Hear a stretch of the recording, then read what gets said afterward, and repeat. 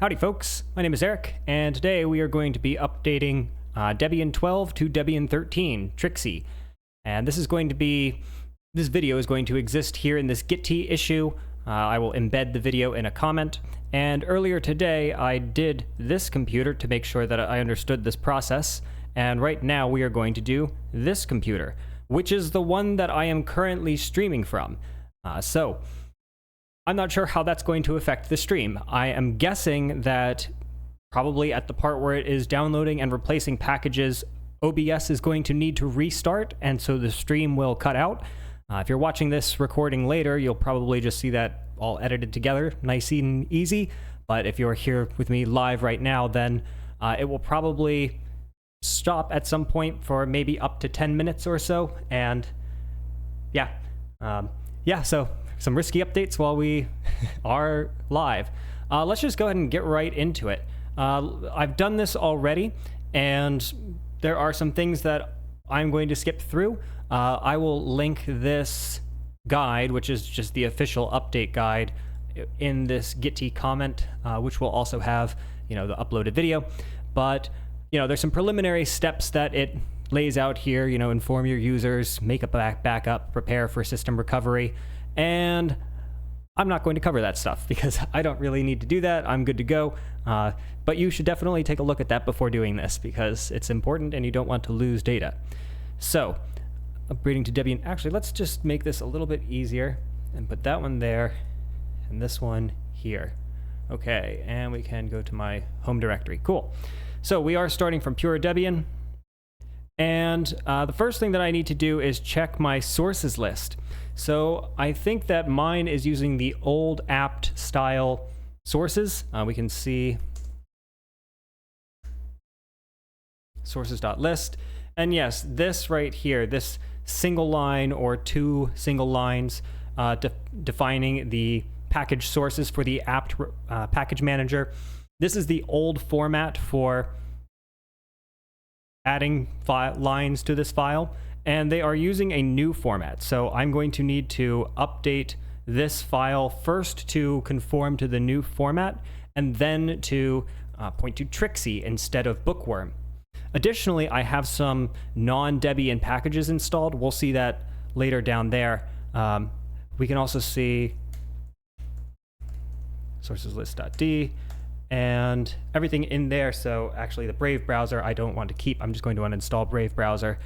Chromium, not my thing.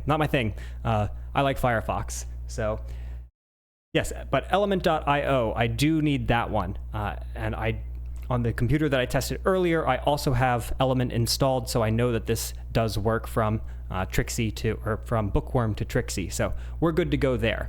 Let's continue going down this list, though, just to make sure that everything is as it should be. Yeah, matrix and element, thanks. Not doing Debian backports. I think the first thing I'm going to do is just make sure I'm fully up to date. That's pretty much what it means when it's saying that we want to be upgrading to Debian 12 Bookworm. Just make sure everything's up to date. So.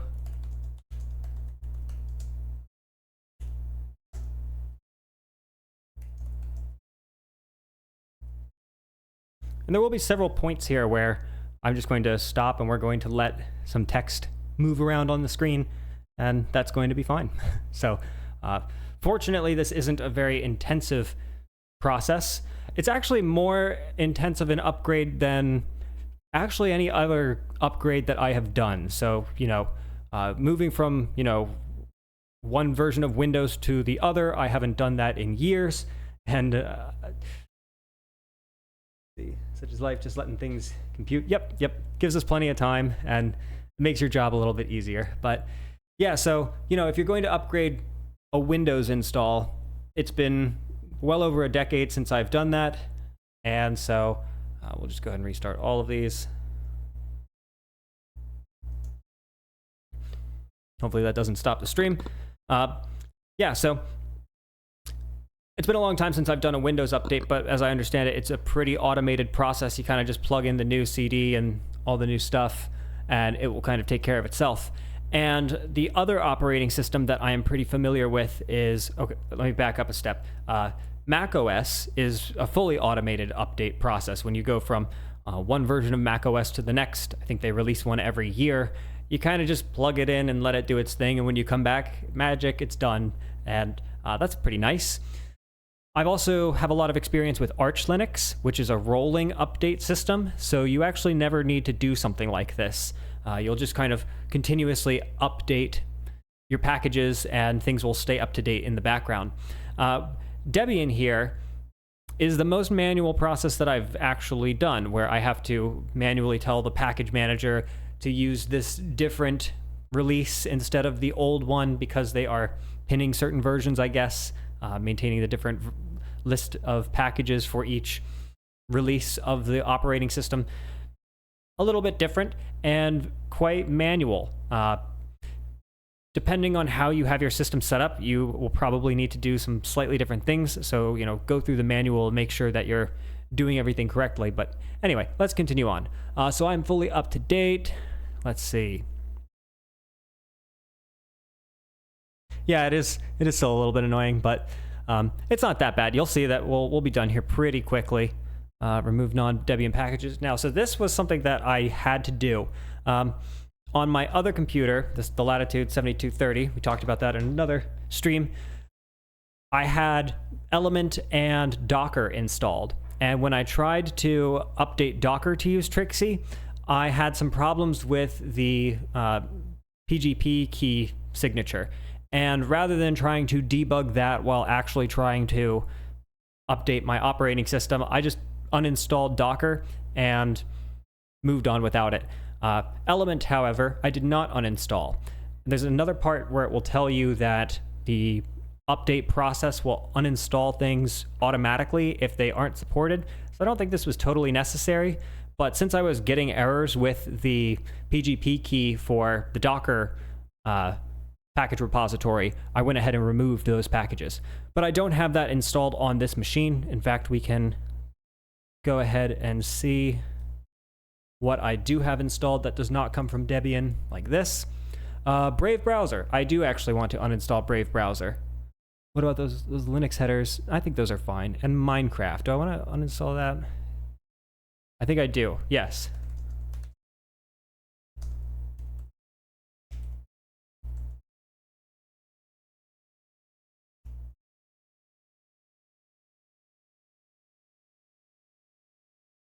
All of those are pretty easy to install again later. They can potentially conflict with this update process, so I'm going to go ahead and remove them. Oh, local developer, annoying as hell in reference to Windows. There's so much Linux in my life. I don't know why updates are so long and hard on Apple and Windows. Yeah, I mean, I really can't say anything about Windows. I have a Windows laptop because my work forced me to use one. But I keep asking them if I can install Linux over it, so I'm not going to do updates on that thing. Mac, I've never had problems with updates. Mac was always really easy to do updates, and, Arch Linux, of course, just rolling updates, so yeah. But anyway, so I've removed those packages. Let's run that command to list again what is installed. Linux headers, that's a little bit weird. I don't know why it's saying those don't come from Debian. I'm pretty sure those come from Debian, so as we can see here, that the output of these is not 100% accurate for determining which packages are not from Debian. So, yeah. Same for iOS. Yeah, I've never had problems with iOS updates either. Just kind of let it run and do its thing. That is kind of the nice thing about Apple. They have a lot of guardrails, but at least the experience is nice. Whereas Windows, it's like it has a lot of guardrails, but not where it's helpful. It's just annoying all the way around. One's provided by Debian, but are no longer, which is old kernel package. Good. Yeah, I think that's right. Anyway, yeah. So here's what I was saying with unofficial sources. This is referring to basically the same thing. Be aware that they may be removed during the upgrade. So it's going to go ahead and automatically remove things that don't need to be there. So I'm not too worried about these extra ones. And I know that Element actually does work. So I'm just going to continue moving along. Disable apt pinning if you have versions of packages where you have told apt to use a specific version. This is relevant for that, but I have not done that, so I'm not going to do that. Check package status. Recommended that you check. Yeah, okay. Let's do that. Yeah, no, nothing. So nothing came out, so we're good. Apparently that command is checking the packages for something if they were half installed or are waiting for something. I don't really know what kind of state that's referring to, but it doesn't output anything when I run it, so okay. And this whole section is kind of long, so I'm actually just skipping over it. Here's where we get into the apt sources file. All right, see you, Logal. Thanks for joining in. Anyway, so here's where we get into the apt sources files. So a couple of things I need to do here. The first is, as I said, update the previous file so that it conforms to the new format. And then the second thing I need to do is amalgamate all of these files into one big file. So I'm going to...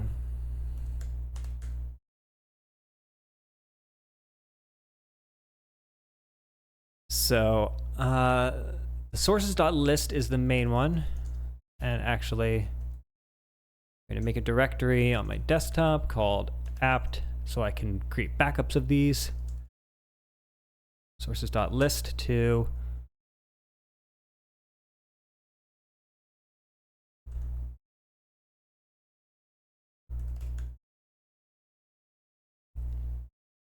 I'm going to ignore the Brave browser one because I'm not worried about that, but I am going to do, well, actually, I'm going to move both of them.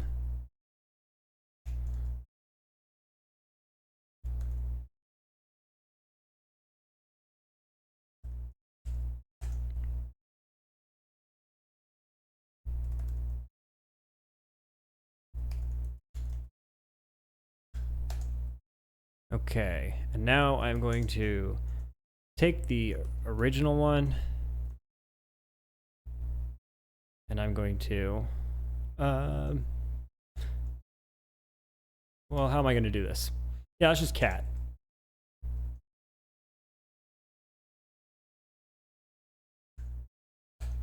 So this is the original file, and I'm using tmux to copy and paste. And so now I'm going to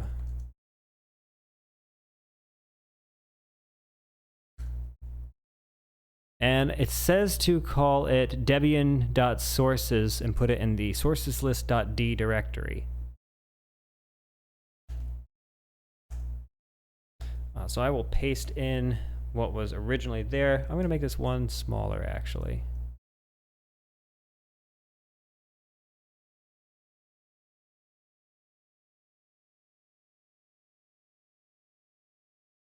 Gaia Comofolio liked that the stream went live. Thank you, Gaia Comofolio. I appreciate that. Let me try and make this a little bit smaller, just so it all fits on one line. I think we can still see that. Okay, nice. So here's where we are going to conform to the new standards. And here we can see an example of how we want this to look. And so I am going to take basically what's written here and just piecemeal it out into these key value pairs. So this first one I can do, I'm just going to write it below and then delete them. Types, it has deb and deb-source. URIs is HTTP, and I'm going to change it to HTTP, excuse me, I'm going to change that to HTTPS because that's better. And okay, so now we get into suites. And here where it says bookworm, that's specifying the current version. I'm going to write Trixie because I want to update to the new version. And components is whatever's left on that list. Main, non, free, firmware, contrib, non-free. And I also need sign by. A new feature of Debian 13 is that not listing the file for the digital signature for one of these repositories is no longer supported. So we need a signed by here, and it's just user share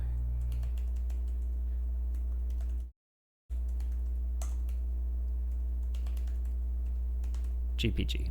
Okay. So now we can delete these first two lines, and now that is conforming to the new standard. Now we want to do the same on this one, basically the same stuff.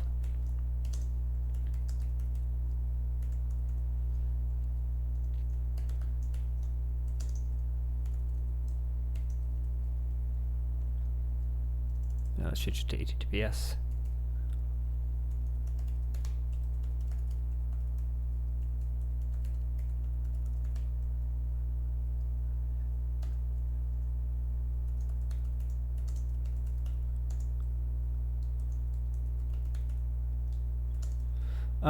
So here it says,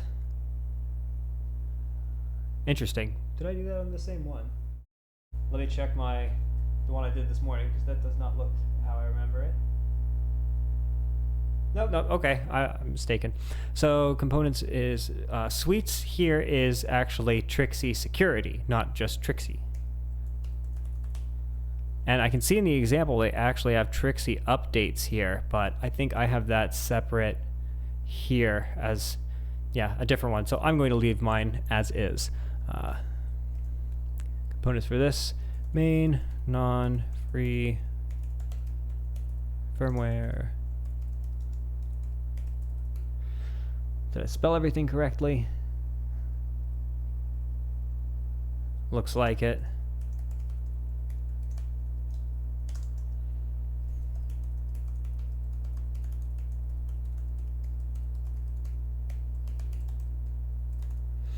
Okay, now we can delete those first two lines. There we go. And so far, so good. Let's do this last one.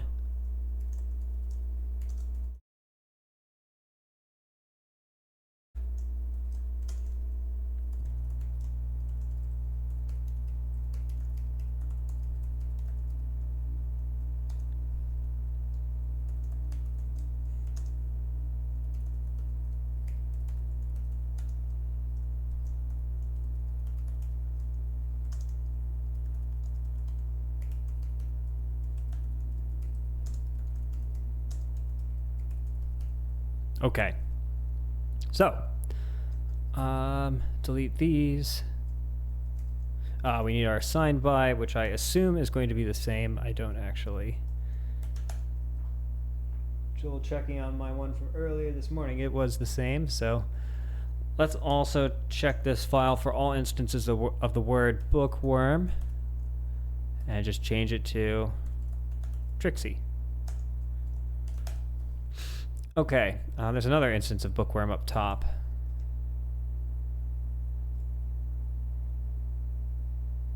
Oh well, I don't. That one's fine. It's just a comment. It's not important. Let's see. Okay, so yeah, that's all we need to do to update this file for now. We have the base ones.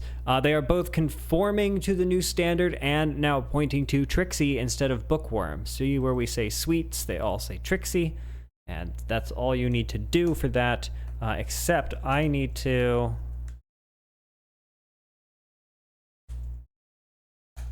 the element one. This is my non-Debian package source.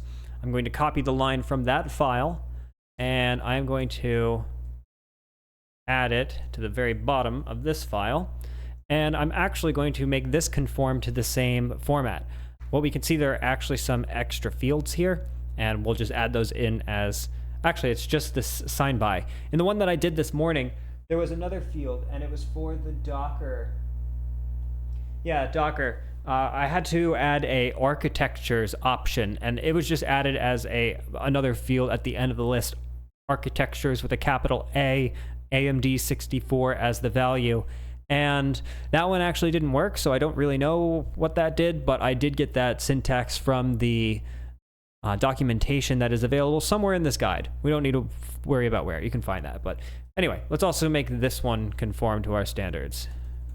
Types, deb. And this one's just deb, not deb-source, because we only have this one line. So that's that.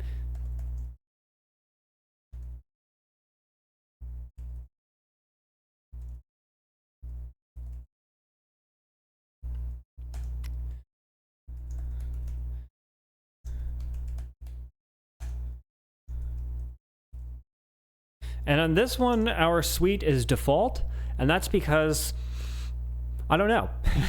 That's just how Element does it.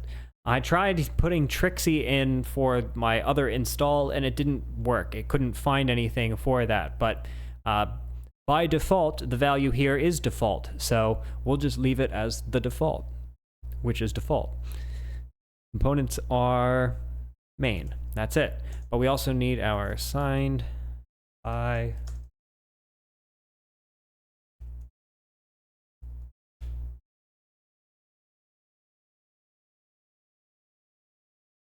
and that should be it.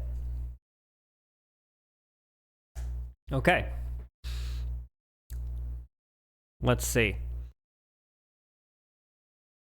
There are instructions here for using local repositories for apt, or, you know, using a local CD-ROM or a USB or something like that. I'm not super interested in that, so that's not important to me. Also, this part about making sure that everything is mounted, if I do lsblk, a couple of things I can glean from this. One is that I have this boot partition, and I also have only two partitions, home and the root. The base one has 236 gigabytes of storage, and if we do df-h, I can see that, you know, okay, home, well, that's a different partition, so that's not a problem, but that's still plenty of space available.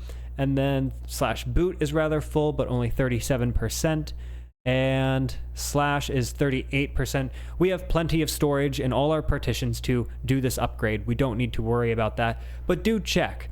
If your storage is running low, if you have limited space, trying to upgrade without enough storage space could cause some problems, so worth checking. But we have it mounted. I am not going to record the session, even though it would probably have been a better idea than live streaming it, but that's okay. Yeah, I'm not going to do that. Updating the package list, and I think all we do is that. Okay.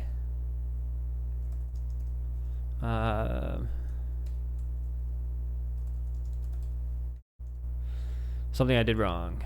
That's okay.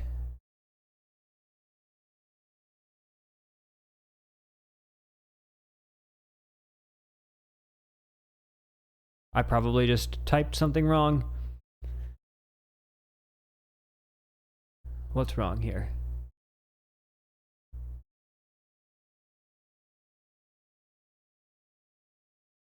Did it say? And I just didn't read it. Entry 4 in source files. Component.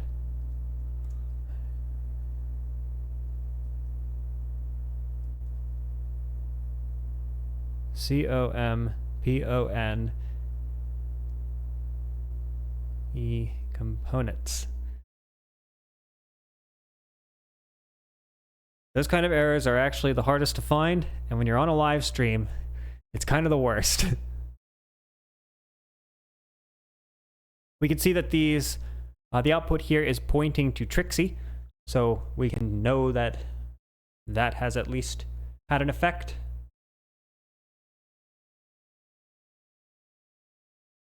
What does that say? An error occurred during signature validation. That should not have happened.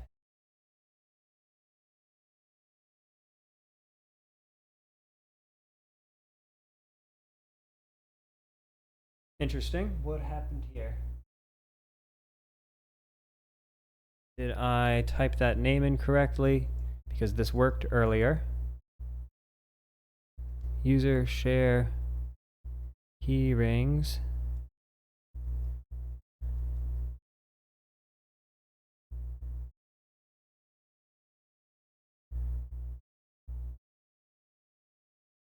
That should be exactly the same as it was.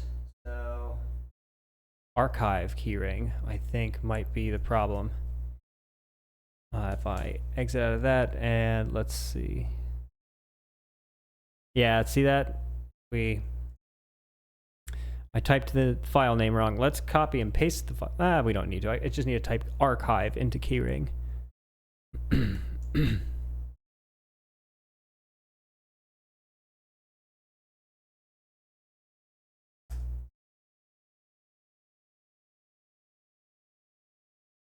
Now it should work. I feel like I saved that a lot. Okay, it worked. Nice. 2,265 packages can be upgraded. List app list upgradable to see them. I am tempted to do that. Yeah, let's do it.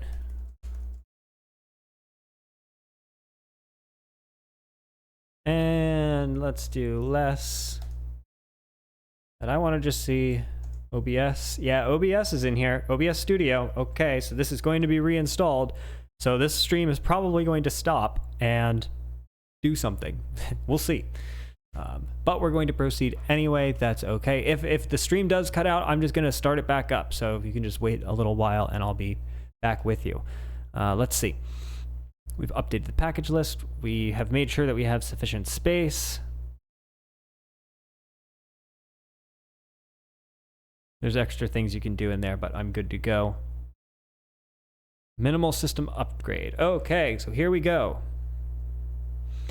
One other thing I want to point out is that if you are using an encrypted file system, particularly if you are using plain mode encryption, then you need to do some things in your crypt tab to, I forget exactly what they were saying, but somewhere in this documentation, it describes how they have changed something about the way plain encrypted drives are used, such that you need to specify additional options in crypt tab to make sure that it actually opens on boot. And I actually am using encrypted drives, but they are not using plain mode. I think it's Luke's 5 that I'm using, so I don't need to do that. But if you are using plain mode encryption on your disks, make sure that you do that. And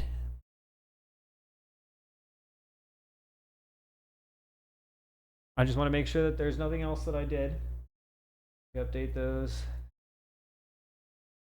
Just recall in my brain what all I did.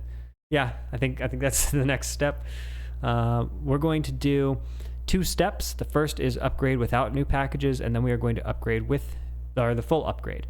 And here's where I am kind of expecting things to stop. So the stream might cut out here. We will see.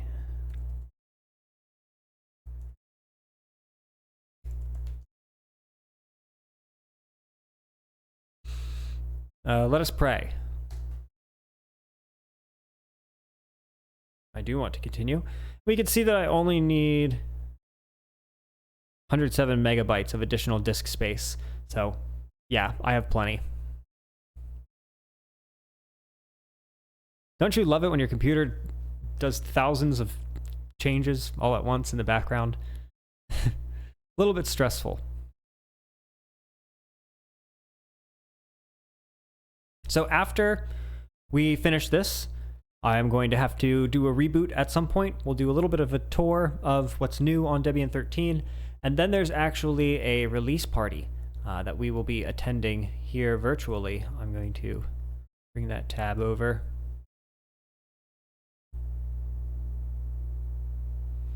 So we are going to go to this one, the Boston no, we're not going to go to this one because that one's tomorrow, Sunday, August 10th. And I do not live in Massachusetts, so we are going to go to the U.S. Pacific one, which is starting 16 minutes ago, so a bit late, but that's okay. Here we have the release notes for this, and this one, Ansible, that one's actually relevant to me. I've kind of gone through this already and looked at it for my other computer, and these 2 computers basically have the same things installed. In fact, the laptop has more stuff installed than this desktop, so I am not going to spend too much time reading through this again. I've already seen all this. Most of it is going to be talking about OpenSSL, because OpenSSL has had some pretty significant updates recently, and that has had some downstream effects, both just on the operating system generally, as well as very important packages like OpenSSH. Anyway, I'm just closing out of those, but it is worth reading through that. Those Ansible changes, when I first did this change or this update, those Ansible changes were quite relevant for me to read, and I did read through them. I may need to change a lot of my Ansible playbooks. I'm really hoping not. So we'll see. But this process can take a bit of a minute, and we will go ahead and just automatically restart. We don't want it to pester me. And that's why I'm thinking that OBS might just shut down at some point. We will see. If we're lucky, it's going to wait. But yes, this is being hosted by whom? Let's actually... Well, I don't want to open this just yet because we're going to have to shut down. Maybe we should, though.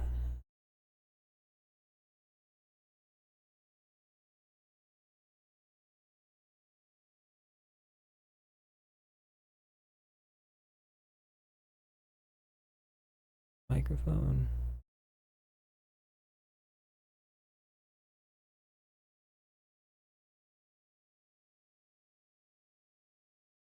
Allow it. Is it going to mess with my stream, though?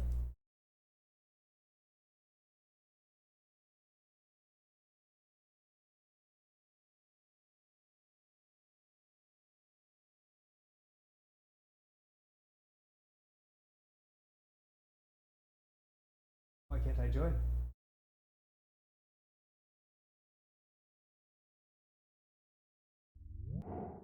Touchpad to accept taps as clicks, you'll have to go and edit some config file because those things would not be available in the graphical settings or something. And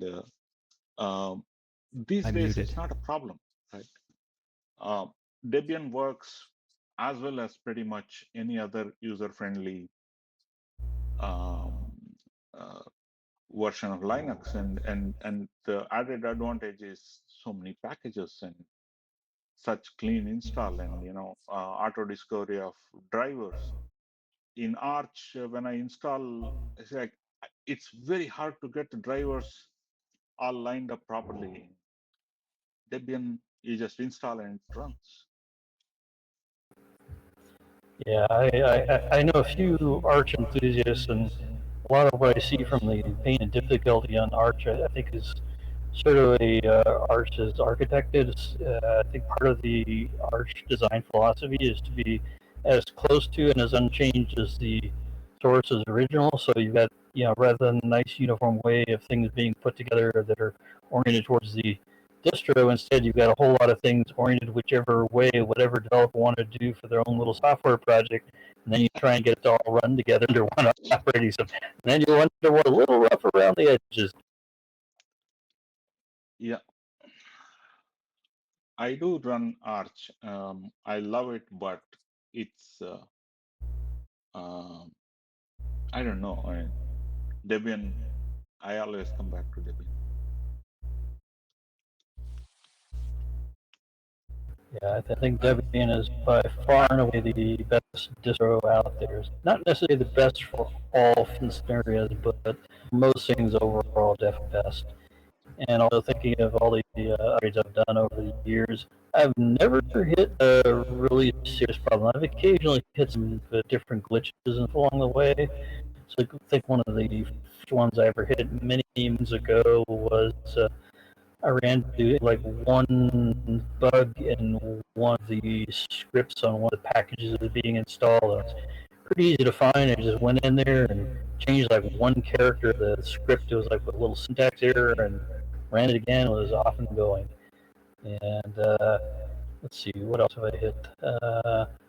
Twice now. I've had on some versions. So when I first went, I forget exactly which release it was, but when I first went from SysVNet to systemd, where they changed the default, I had significant problems with systemd. And at first, I just changed what I was booting from and left it installed there. And that was fine for a while until once upon a time, while I was running that particular release, there was an update to systemd itself, and I ran across another nasty problem with systemd, at least at the time. I think they later fixed it even within that release. But there was a bug in I think it was the script it used to update the package, where it would basically replace the running init process, but it didn't bother to check whether it was systemd or not. So, so I had a system that was running the sysv init system, and the systemd package got upgraded and replaced the running sysv init with systemd, and all broke loose. And I was like, no, no, no, no. And after that, it's like, yeah, so systemd wasn't working for me anyway. I'm just ripping that sucker out. So I took it out of there and kept it out of there for probably another release or two, cycle or two, and then tried it again, and it was fine. And I did that again until when it went from, let's see, which was it? Get the code names here.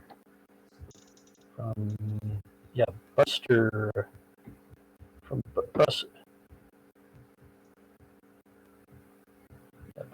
Buster Bullseye Bookworm. So going from 10 to 11 to 12, I did that transition fairly quickly, and I was working without any issues on 10.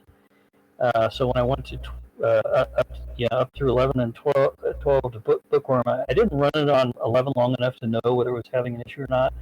But on 12 with Bookworm, I had an issue where if I closed the laptop lid, it would do, I forget it was, it may not have been immediately, but at least after a while, it would do an uncommanded sleep.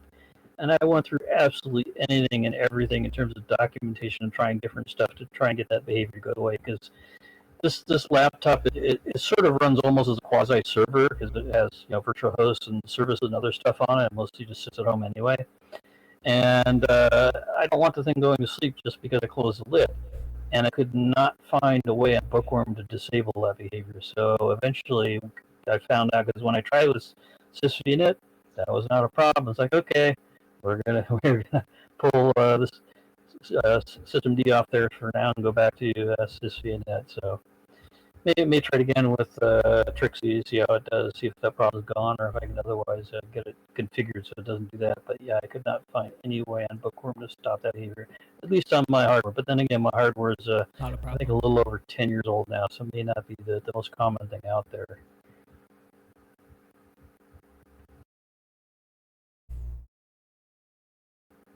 But yeah, I think all the upgrades over all the years, I think those are the only glitches I can remember running into. Just like, so it's like, two systemd problems, one tiny gadget, one script. I think that was it.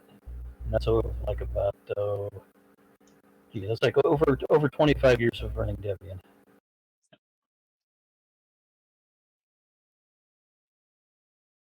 Hi everyone. Can you hear me? Always been. Yep. Hey, so I'm running my update right now. I actually ran a one earlier this morning. Funny you were comparing it to Arch Linux. I've recorded my upgrade to show other people later, so a little tutorial. But I was actually just saying how this upgrade, it was not by any means difficult, just changing Bookworm to Trixie in the update file and running the sources file and running a few commands. But even so, I found this to be probably the most manual update that I've done for any computer. Windows or Mac are usually a pretty automatic installation process. Arch Linux, as we've just mentioned, is rolling updates.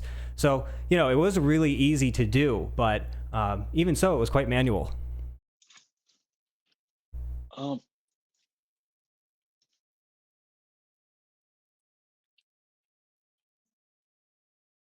Well, it is. I mean, if you are talking about a graphical operating system, I guess it is the most manual out there. But when you remember that it's the exact same method you would use for a server, and in the server, it is probably the most easiest method of updating a server. Yeah, true. So I guess it's a fair game.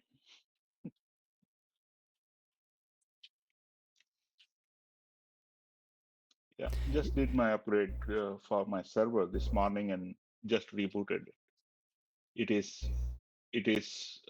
It's the easiest upgrade ever, really. It is really easy. I upgraded my laptop first. Actually, I'm currently upgrading the computer from which I am joining right now, so if I randomly drop, we'll know why. But actually, I was a little bit nervous to update my server and especially the underlying virtual machines. I'm using the cloud images that Debian releases, and I feel like, would you upgrade those or would you just download new ones? Cloud images. Oh, I'm sorry. I'm out of my depth there. That's okay. With cloud images, if you've got it installed on an instance or VM, whatever, you could just grade. But you could do it either way. It really depends. A lot of cases with cloud instances, people are basically firing off instances or VM sort of instantly off of some cloud image and then doing updates on top of that. So in that case, you might want to adjust images to be up to the current image and then apply whatever your changes are on top of that rather than take a prior release and try and do all the updates on top of that and then do it. So you probably want to figure out how to update your base image or start point for most stuff like that. If you've got other ones that are like long installed and continuously running thing, that's a little different scenario. You may want to just go ahead and do the upgrades. All the virtual machines are running in a Kubernetes cluster, so worst case scenario, I'll just delete one, download the new one, then delete the next one and download the new one, just add them one at a time. That'll work.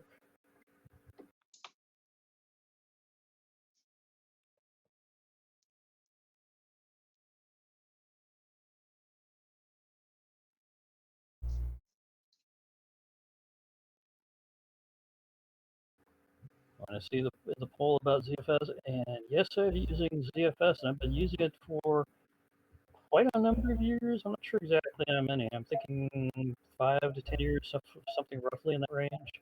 Actually, I think my very first exposure to using ZFS was actually on Solaris.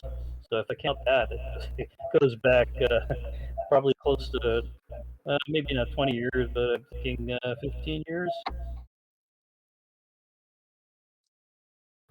So yeah, on the Linux side, all my ZFS use, at least maybe other than maybe some trivial exceptions here and there, has been on Debian. And it started off with doing it with Fuse, so that was kind of the way Debian supported it earlier on without some major mucking about. And that mostly worked fine, except once in a great while the Fuse daemon would crash. And then all the I/O on the ZFS stuff would come to a screeching halt. But if I managed to merely restart the daemon without doing anything else, all the I/O just continued right from where it left off. So that mostly worked pretty well. More recently, I think it was on Bookworm or maybe before that. No, it's probably Buster. I think I finally did a little more peeking and checking. So, oh yeah, although Debian still supports Fuse, that's not really the preferred way of doing it. You do it with the kernel module and all that. So I set it up to do it that way, and did that perfectly fine. And more recently, I upgraded the versions of my installed ZFS file systems themselves, so they would gain the newer features on ZFS. And yeah, I've been running it for quite a number of years. No problem. It's works fine. It's a very different animal. It's not your traditional use POSIX, etc. type file system. So it takes a fair bit of getting to, especially on the sysadmin side. But that it works really well. It does have some really cool features. I like the ZFS commands more than I like the ButterFS commands. Sounds good to me. Yeah, I haven't actually tried ButterS.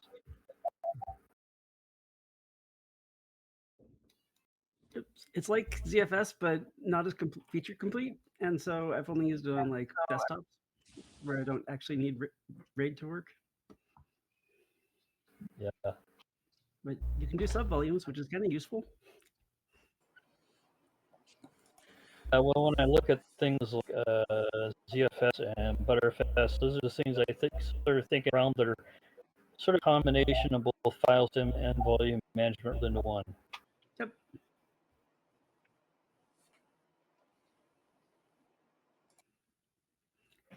Way easier than like moving around things with LVM. Yeah, LVM is pretty darn good, but in terms of features and capabilities, it doesn't have nearly as much stuff as ZFS. Yeah, I was going to say I prefer the ZFS commands over the LVM and the MD stat things or MD admin and stuff like that. I find those are just a little bit archaic for my liking. Yeah, well, I got sort of Hey, Tux, interesting stats. if you want me to ask anything, let me know. On my laptop, which is a lot of regards more like a server than a laptop per se. It really doesn't go out hardly anymore. I've got MD, I've got Lux, I've got LVM, and I've got ZFS. So I've got a base layer, which is mostly two partition drives. This laptop actually has hardware RAID, but I'm like, no, not gonna do that, because if anything goes sideways, I want to have to deal with hardware I may not be able to repair or fix or be able to get my data.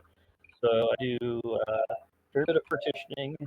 Then atop that, I've got all the partitions except covering boot and stuff like that are Lux encrypted. Then on top of that, I've got MD. So I've got, for example, boot is RAID 1 of MD, and all the more important and or critical stuff is RAID 1 with MD. And one of the things I really like about MD, it is pretty much dirt simple, solid, reliable, goes back forever, and it will also handle uh, boot file system, and Grub knows perfectly well how to deal with the MD RAID 1 on boot. So that makes it very nice. Whereas you can't do ZFS for boot and have Grub understand that. At least that I'm aware of. Maybe there's been some newer changes, but as far as we can't. So it works pretty darn well for that. And then on top of that, for the most part, actually, I think all of them currently, I've got LVM. So then I've got LVM, and some of the file systems are direct on LVM. Well, actually, all of the file systems, one way or another, direct on LVM. Either ext234, at least for the most part, and also ZFS. So it's a little complex and messy, but it's also pretty darn flexible. Like one of the things I can do, for example, is just by doing like a PV move with LVM, I can change things back and forth between non-RAID and RAID 1, just depending what storage I want to have it on. Not exactly the most efficient way of doing it, but it is very convenient.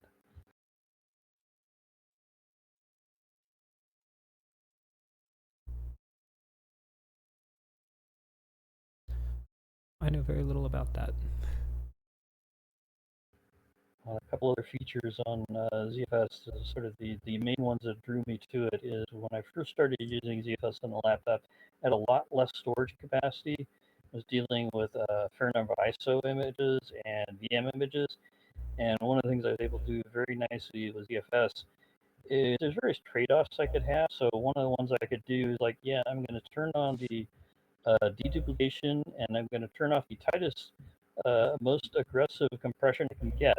So I was able to logically handle a lot more data without having as much drive space. The trade-off being the performance on write for those was pretty atrocious, but since it was read mostly on a lot of that data, it wasn't really an issue, so that worked very well. The other feature I really like about ZFS is a snapshot feature. Not only can it do snapshots, but it can do multiple levels of snapshots, and you can interchange the dependency order of them, which is really slick. So I don't know of any others that can do that. I mean, some of them can't even do multiple snapshots, but being able to change the interdependency is really slick.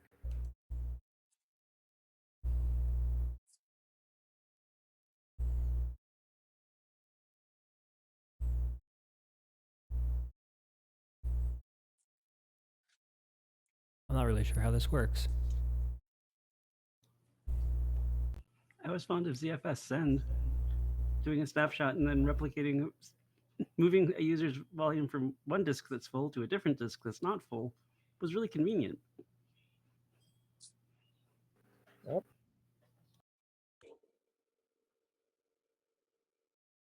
I have not tried alternative file systems. Are you able to just switch between them at will? Or do you have to set up the whole system to use it?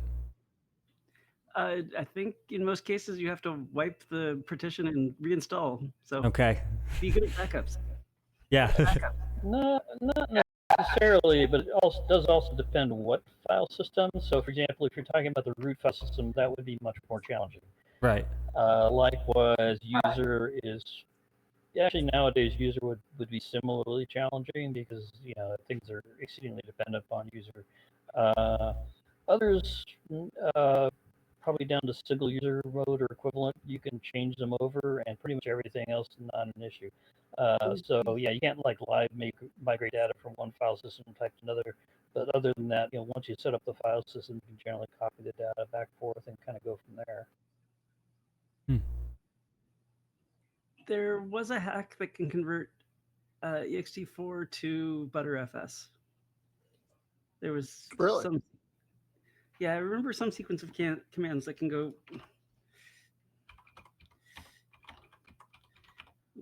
Yeah, I've read about Okay, it. I have done never been this when brave I was enough working with Arch Linux, to try it. but I just used the defaults when I This is what installed virtual machines Debian. are for. or computers who don't care. A lot of times I'll feel like I don't know what people are talking There's a command about. to convert it. Then I ask a question and the answer will let me know that I do in fact know what's being discussed. That's probably more trustworthy.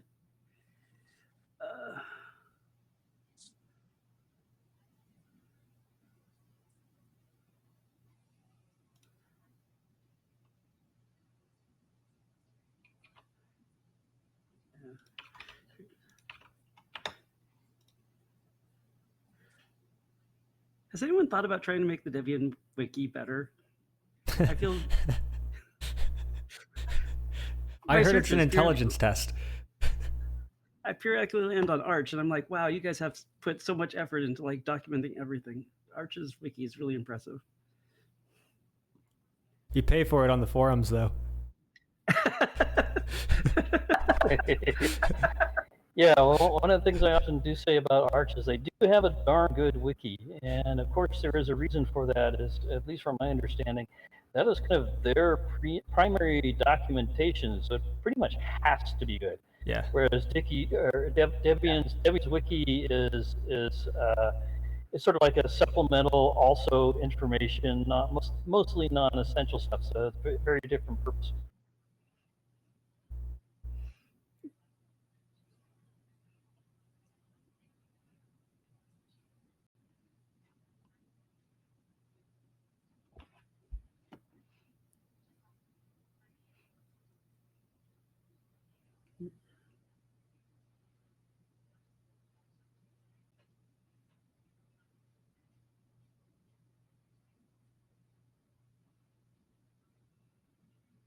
Still feeling good about that joke. I should have found cake.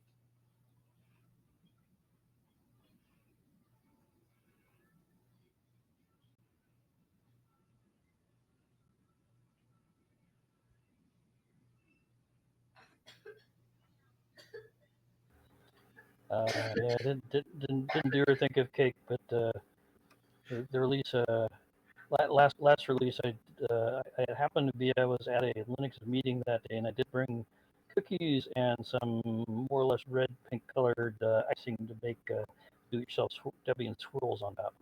Oh, neat.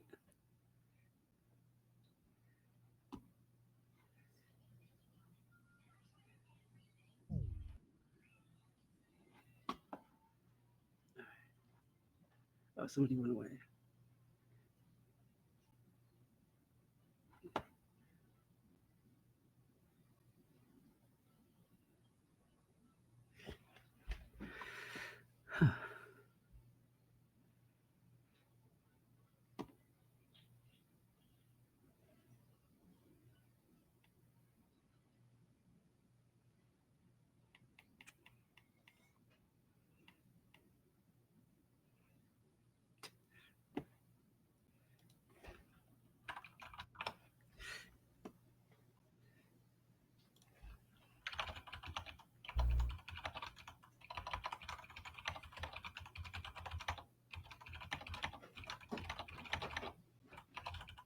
I haven't tried it out yet, but I heard there's a drum machine that comes GNOME 48 for the new version that they ship with.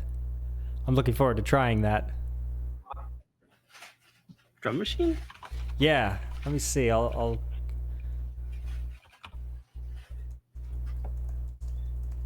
just GNOME drum machine.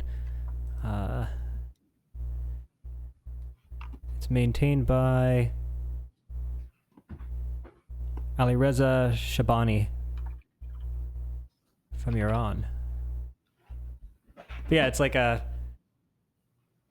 I don't know what else to call it, but it will like loop over 4 bars of music, and you can kind of click the boxes where you want it to play a kick or a snare or a hi-hat, and it'll just keep playing those again and again and again in the pattern that you define. So if you know, like for me, I play a few other instruments, not drums, and so it's nice to have like a custom backing track to play against. And there's a very old They Might Be Giants song called Rhythm Section Wanted, where they make fun of the fact that their rhythm section was a metronome for a long time. I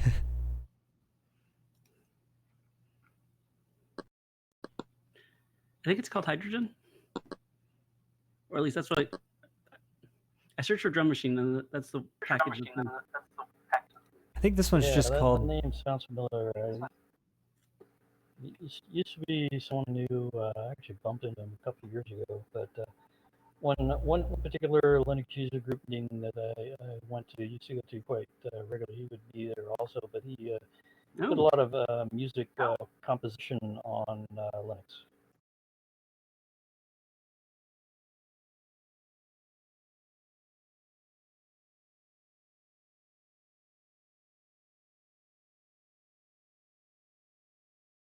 That looks new.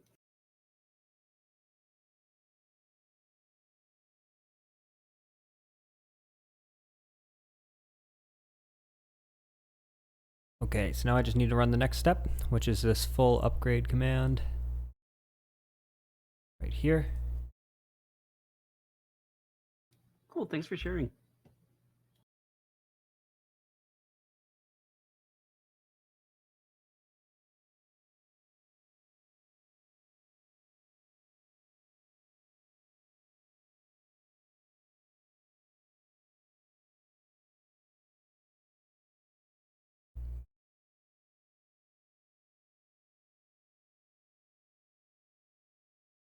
I was also looking forward to, I heard that the latest kernel versions has Intel's IPU6 cameras supported.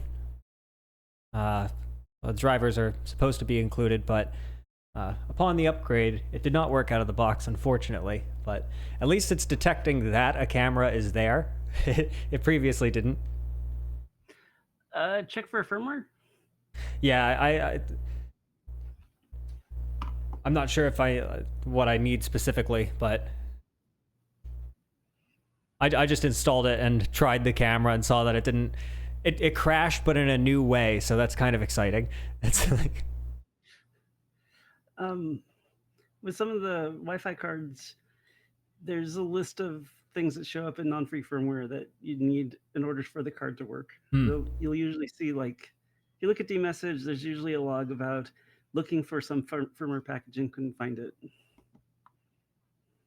I have non-free firmware on that one. I think I do. Yeah, I do.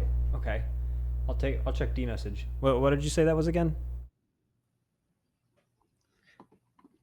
Sorry. Just check for who was the quiet person. Someone else talked. Is it me? No, your camera is working well. It could be me, but then sometimes I talk long. I don't know. In dmessage, usually there's a string about trying to load firmware from path something and not finding it. Okay, I'll check that. Thank you.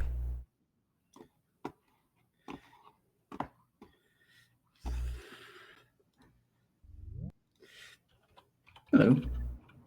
Hello. Hello. Long time no see. Oh, been a while.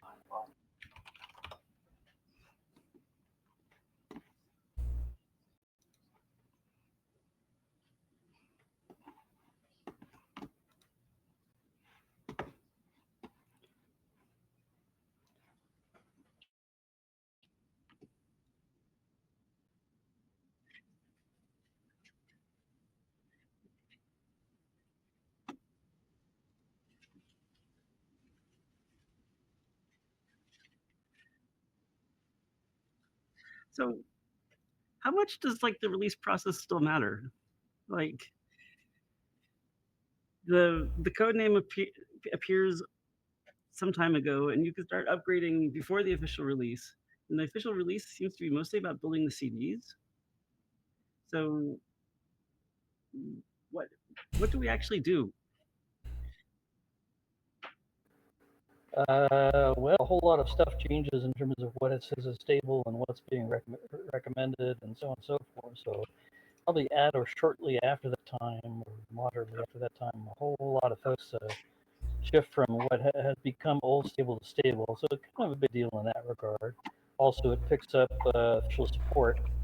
So yeah, before the release, basically testing, like unstable. It's like any kind of bug in there. It's just a bug, including security bug. They're treated just like bugs. There is no dedicated handling of the security team. There is no security announcements.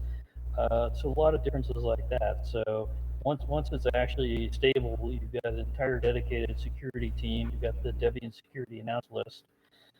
So a lot of things like that change. So Okay. it's a big change in status, and it also starts picking up a lot more users.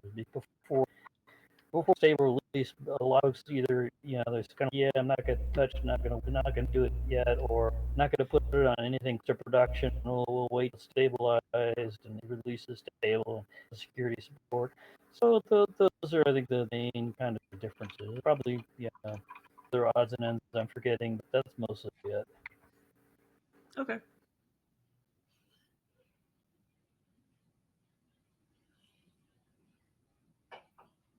Also kind of a major milestone too, because that's the point which testing has basically been stabilized and forks into stable and the new test. Once again, you can start filling up the repository with new stuff. Kind of, but the old stable gets dropped from the primary mirrors and sites a while before that, so they had mostly room for that. So that happened, I think, a couple of months ago. I think I saw somewhere on Reddit somebody was complaining that old stable basically like disappeared from all the main sites and mirrors, and it didn't get any notification. I was thinking, and I think I also posted some comments about it. So, yeah, if you actually like paid attention to the relevant list, that was well documented, well ahead of time, and it could be seen on EL support information and so on and so forth. So all the information is there, but yeah, that does eventually go away, and after that, you have to deal with get it from the archive site or snapshot to Debian.org or something like that.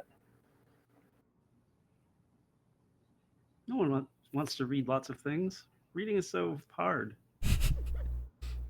Yeah, well, I think one of the things I pointed out too, and I think I actually got one of the Debian wiki pages that has a fair bit of information I added on it not too long ago. This is a different little change more log. detail on recommended lists. One Basically says the same stuff. to for supporting a Debian system. You can see us talking about OpenSSH. Most of those lists are relatively low volume. The only one that's particularly high volume is the security announce list, and that I'm just going to manually kind of scroll through. The subject line Again, I've already read this, so Debian has pretty much just going to skip tens it. of thousands of packages, but you should read it, and it's important, the security team and it may have up to conflicts. two releases at the same time. So a But lot again, of I've already that seen software this. may Just not skim apply to one's installation. So you can just kind of skim the subject lines and figure out whether or not you need to do something. Most of the time, all you got to do is just run an update anyway. I'm on that list, and I feel sorry for the guy who is maintaining Chromium. Because for a while, because he was posting like every week to the security list. Oof. It was like several months of new updates every week. Yeah. I mean, both Chromium and even Firefox ESR. There's this, it's such a huge chunk of code with so much in it. There's always going to be bugs, and there's always going to be security bugs, and it's going to be almost continuous updating. That's pretty interesting to hear as well, because of the recent terms of service that Firefox released that some people were less than thrilled about. And a lot of people were suggesting going to Brave browser, which uses Chromium, as an alternative to Firefox, but hearing that it's having tons of security problems sounds like not exactly what you're looking for. So it's complicated because the question is it buggier than other things, or do they have more people who are looking for bugs? Because they do actually have a fair amount of resources for looking for security vulnerabilities deployed to the Chrome code base. So they find them, and then they have to update them. In theory, that's good because they are getting updates, and like something that is less common is less likely to be being checked so thoroughly. On the other hand, modern browsers are ridiculously complicated and have all sorts of problems attached to that. Yeah. It's, I mean, there are other factors in there too, especially in the case of browser, but like all those various security bugs, and even all the stuff on security for various security bugs. Yes, it's a security bug, but how big of a deal is it? I mean, some of them are pretty esoteric, small, low-risk cases, and others are much more significant. So there's a huge range of how important those are, and even more so with browsers. It very much depends how not so nice and problematic are the various sites one is going to. So if you're going to mostly reasonably decent non-hacked websites that are pretty well run, the risks are a lot lower. If you're going around to be dark corners of the web or whatever, there's probably a lot more risk there. So the things like that also factor. I mean, so sort of like the same things, users and emails attachments. So it's like, gee, what email with what attachment you're trusting? So same kind of thing with browsers. What website are you going to with what browser with how huge a code base? I mean, I can see using curl or wget against the website, maybe even less, but something with the megabyte code, I don't think so.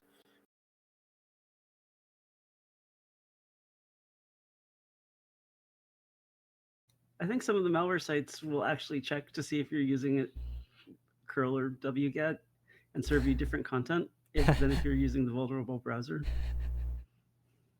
Yeah, very possible. Wouldn't surprise me at all. Of course, with curl wget stuff like that, you can also change the user agent because they don't really know what you're using. Yep.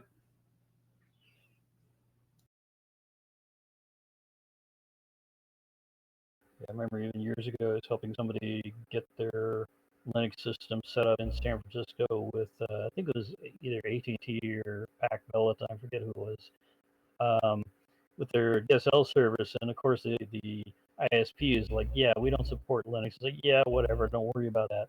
And the only glitch we ran into is one point along the way, you have to use your web browser to go register on the website or something like that, and it would throw some error or whatever. It's like, oh, and of course the error says we don't support Linux. It's like, yeah, but you don't know what operating system I'm running. You just know what the browser tells you. So I'm going to change that. So change the appropriate string that the browser was sending. All fine and dandy. Continued it, no problem after that.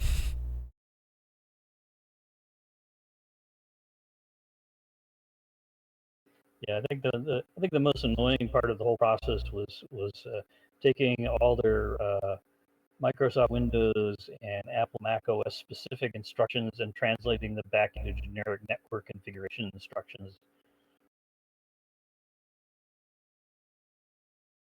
Yep.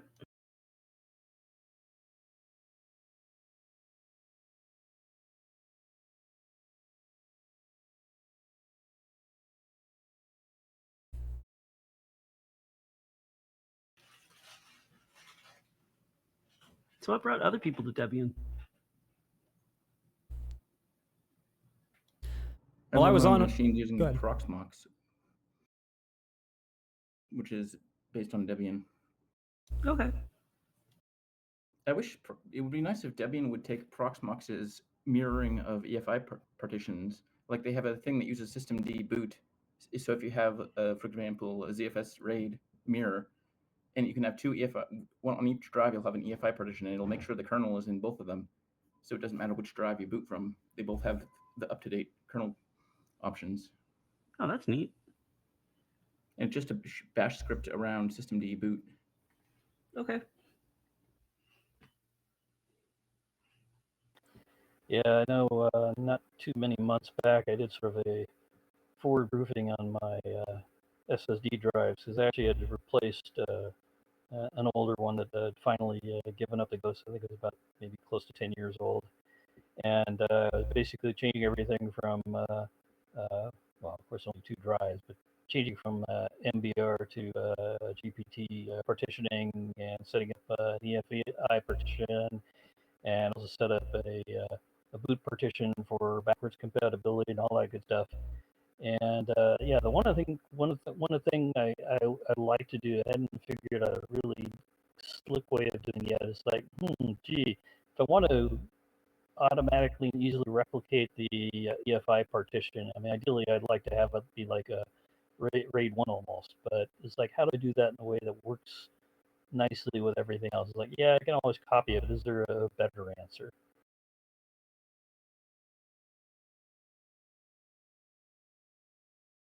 I'll see if I can find the source online for that tool because it's a Debian package. The only thing is that it built right now. Okay, It has yeah, that regular was good. strings Proxmox.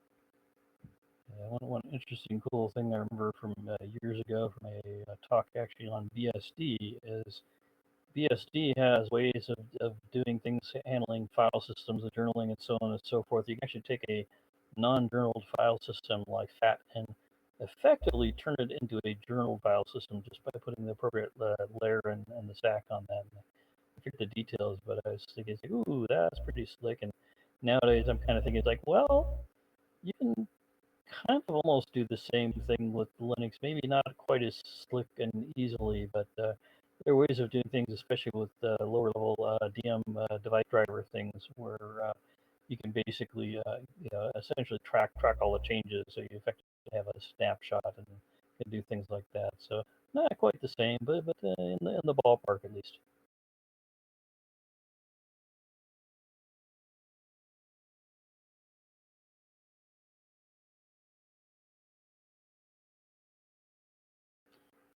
Yeah, actually, one interesting bit about DM devices and lots of capabilities there. But one I did a comment on a Reddit question somebody had some months or so back.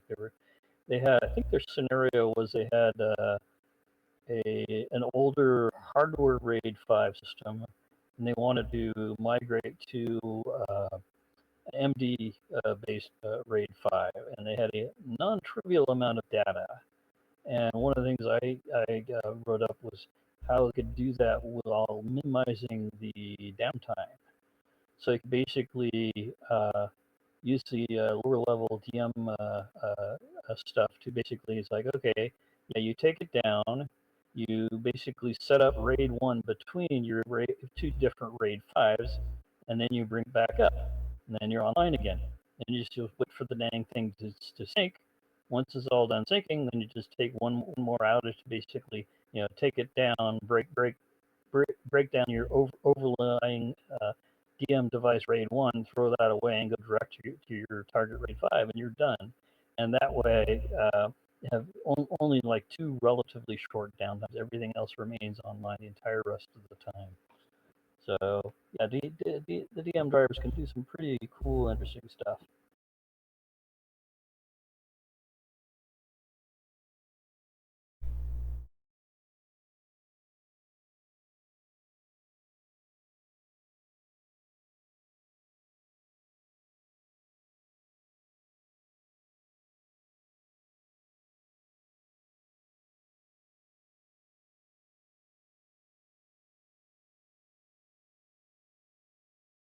What brought you to Debian, Diane?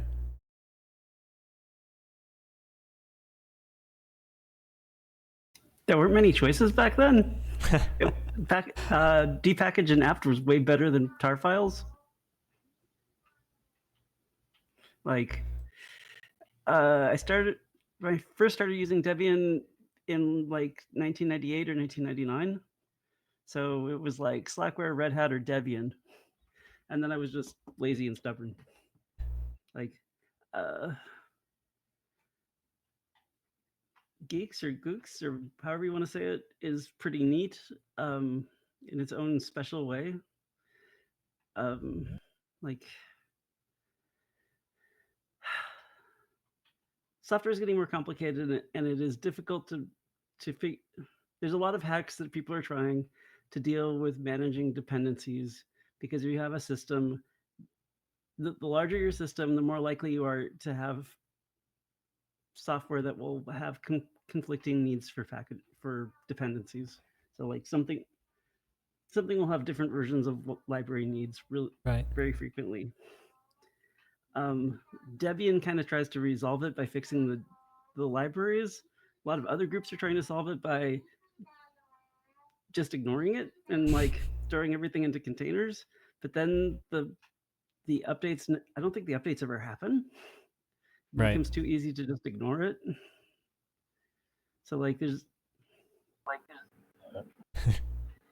Yeah, that's what I often see too often in large enterprise environments where they're like, yeah, well, let's do everything like virtual or containerized, and it's just this one big blob, we throw it out there, and then they never update them. And so you've got these things that are, a year, 2, 3, 4, 5 years old that nobody's touched or looked at the security of, and it's like, yeah, this is seriously not good. Yep.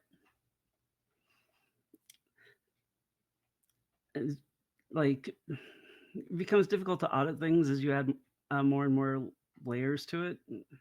Like, there's a lot of work trying to figure out the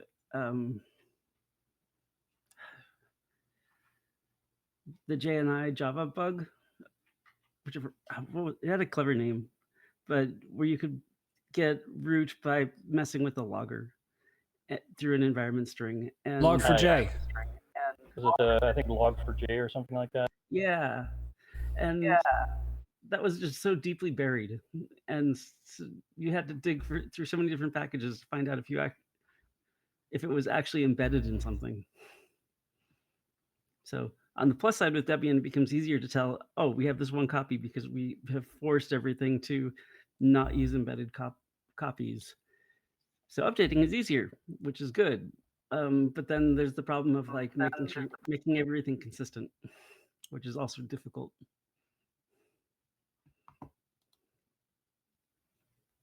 So, and then of course in the land of Linux and mostly including Debian, there's snaps and flatpaks. So if folks are doing that, then it's kind of like, whoops. So the design of Flatpak has some neat features for containerizing a GUI application to provide some isolation. So like it isn't a container, and there are specific portals to provide controlled access to the rest of the operating system. So there's some security benefits from it. I think Flatpak's sort of weakness is it really is designed for GUI programs, and so it can't handle dealing with servers or command line programs particularly well. I've read Snap can do that, but Snap annoys me when because of how many mount points it creates. Yeah, I prefer Flatpak. It doesn't seem to clutter up all the mount lists. Yeah, the Ubuntu systems just, if you type mount, it's really obnoxious to find like where the root file system is. Sometimes I'll see it'll say like partition is off the end of the device on loop 0, loop 8. Like, what, are your images not even formed correctly or something? Or maybe they have raw block devices with no partitions.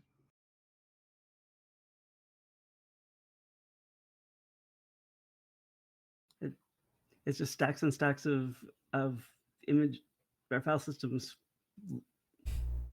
all mounted. I found the source of the Proxmox kernel help hold, but for some reason it won't let me send it in chat. It's on git.proxmox.com.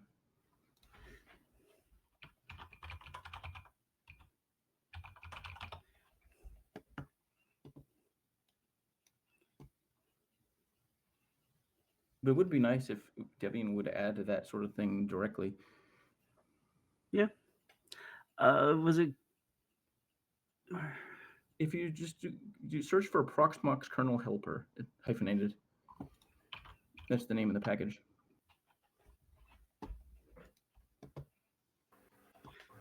Thanks, you know. Like I actually installed it on. I converted one of my machines that I was really not using as a VM host. I've converted it from Proxmox. I reinstalled. Actually, I did an extra install into another ZFS file system subvolume for Ubuntu, and I now have it running Ubuntu because I use it as a desktop machine. But I installed the Proxmox kernel helper on it. The only thing I wish they would do is I wish they would take the distro name from etc OS release instead of just hard coding the string Proxmox. I'll be right back. But that would be a cool thing to get upstreamed.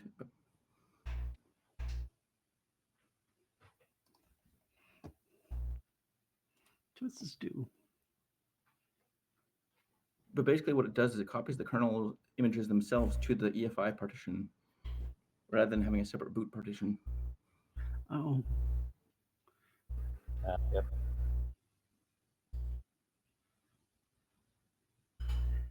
How big is the EFI partition? Because one current problem is kernels have gotten all bloated, and your boot partition is now often now too small.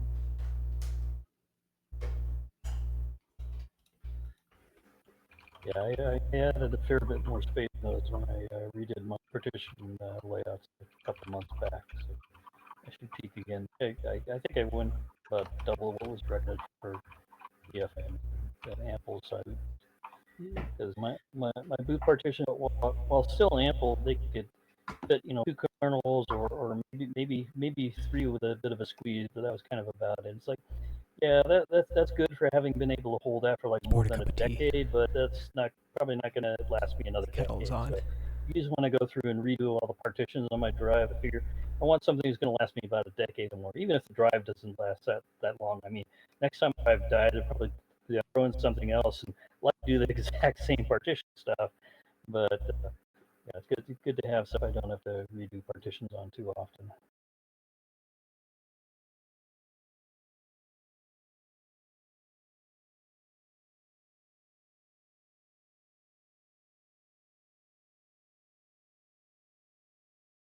Double checking how much space I have used. Because maybe it does have a separate boot partition. I'm not remembering exactly. So I'm poking around on that machine.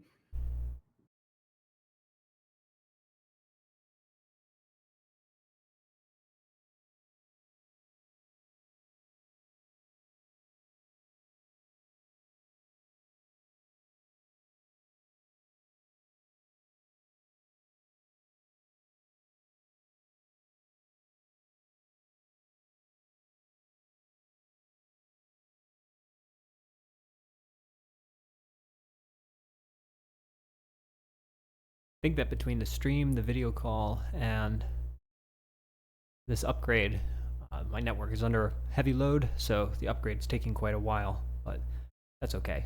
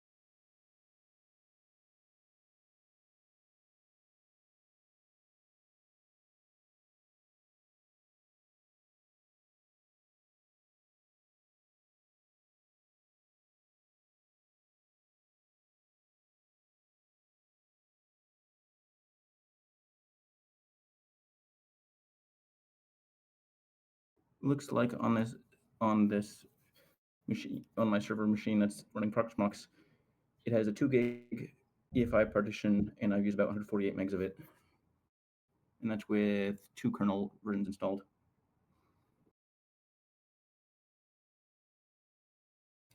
So far, I have found that grub install has an EFI option.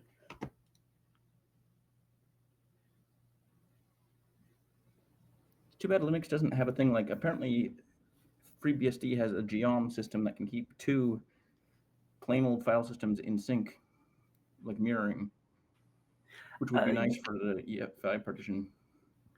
You can, in theory, do that with, or I think you could do that with the MD devices. Thing is, do MD devices with the bootloader see them and the firmware see them as a plain partition, or do they see them as a special device?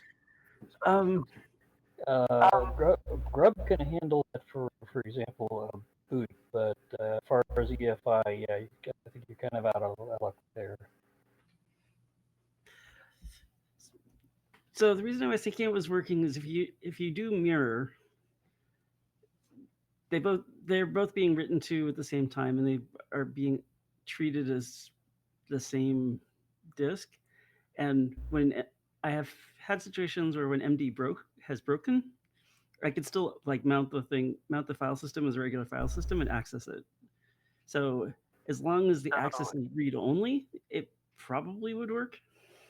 I guess what you might do is you might put on the EFI partitions, just put refined and there's refined linux.conf where refined can boot the Linux kernel directly, and you have the Linux kernel inside an MD mirror. And then that still requires the firmware to be able to mount the ext4 partitions via the EFI driver refined has, but that might work.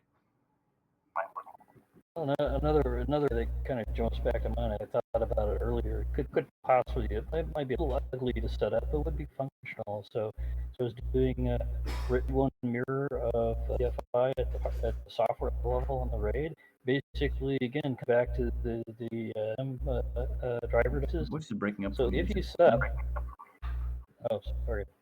So if you set it up so that you have the tracking of the mirroring external to that, or you don't even track it either way, if you don't explicitly track it, it's done in RAM. But you could set it up so that essentially once you have booted, you take one EFI on one drive, basically take that and then set up RAID where you add the other bits. So it mirrors from one to the other when it's initialized. So it wouldn't necessarily know which is the current. Although set up a proper RAID 1 on that, you still really couldn't do that, because if you got anything else that changes it outside of that, for example, other operating system or what's being booted, before being booted, you still got issues. You probably just want to have some way of when you Linux, you basically pick one to be your primary to start with, and assuming one looks good, maybe you run a file system consistency trying to make sure it looks good, mirror that to the other, and use the M device to set that up RAID 1 and have mounted and accessible as a RAID 1 device at that point. So at that point, any changes you made through the DM device mounted RAID 1 would make the changes on both, and that was the only way you'd be accessed. It would only be when you're below the level of thing that started up and initialized on Linux. You only be dealing with the two, or dealing with them separate.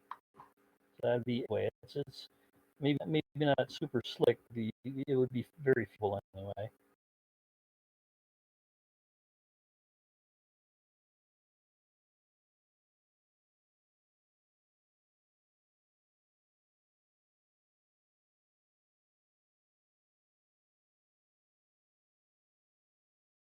There's another new person. Hello, new person.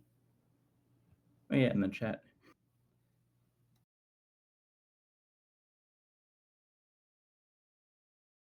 Yeah, that's also the thing that I actually like about Debian is, unlike a lot of projects, it actually has a formal governance structure.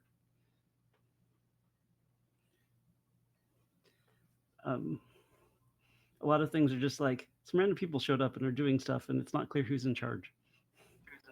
Yeah, and or you have the case of the theoretically, or maybe not so theoretically, benevolent CEO overlord dictator that makes any and all final command decisions, good and or bad. So sort of like the Ubuntu etc. model, which sort of kind of mostly works, but sometimes seriously doesn't.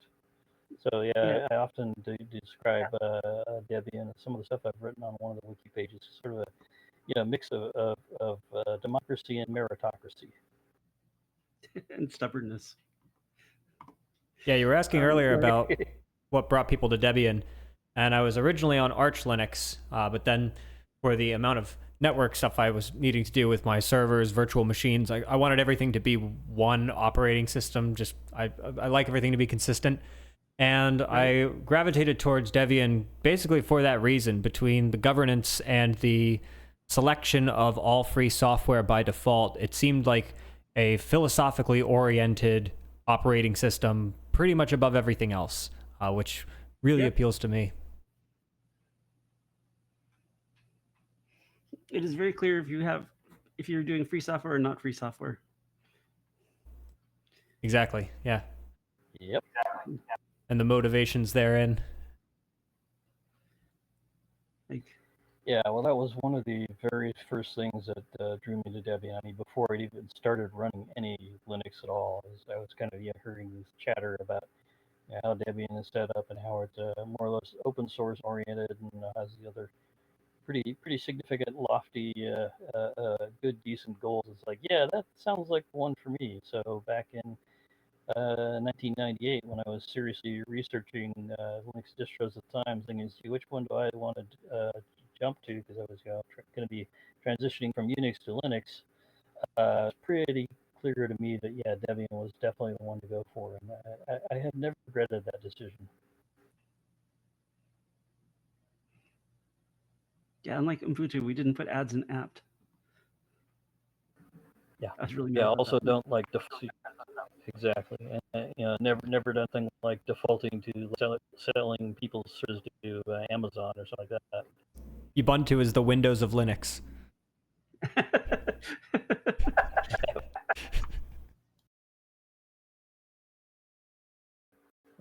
Not that Ubuntu is all evil, and likewise Microsoft and Red Hat, etc. But yeah, it's kind of a mixed egg there.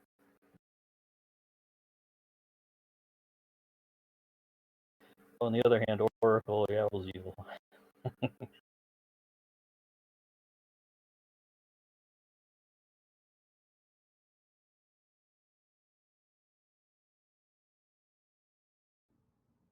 Yeah, so Proxmox just announced the next version based on Debian 13, which I'm not sure if I'll bother yet upgrading to it.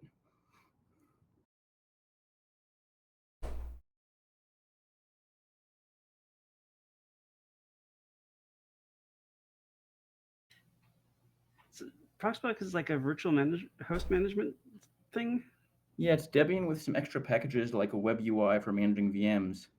Oh, okay. Sort of like akin to Virt Manager, except it's fully web-based and it doesn't use libvirt at all. It's their own thing. But Okay. there's a web UI and there's a web console and things like that, and it can do LXC containers too. Okay. Though apparently they say if you want to run Docker on Proxmox, it's actually better to run Docker either in a VM or a privileged container, because if you run Docker directly on the host, it wrestles with the firewall rules in unpleasant ways. Ooh.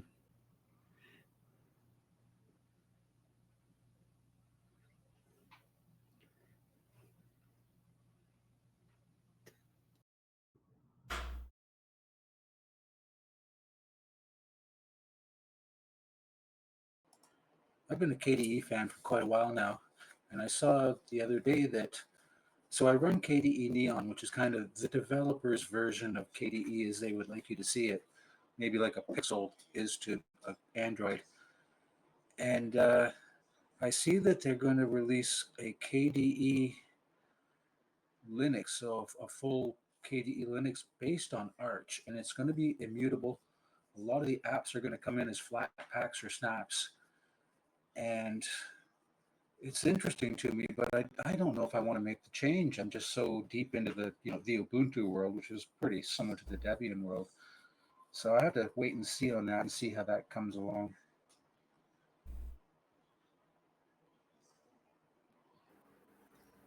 I think there are theoretical advantages to the immutable systems, although they may break in interesting ways.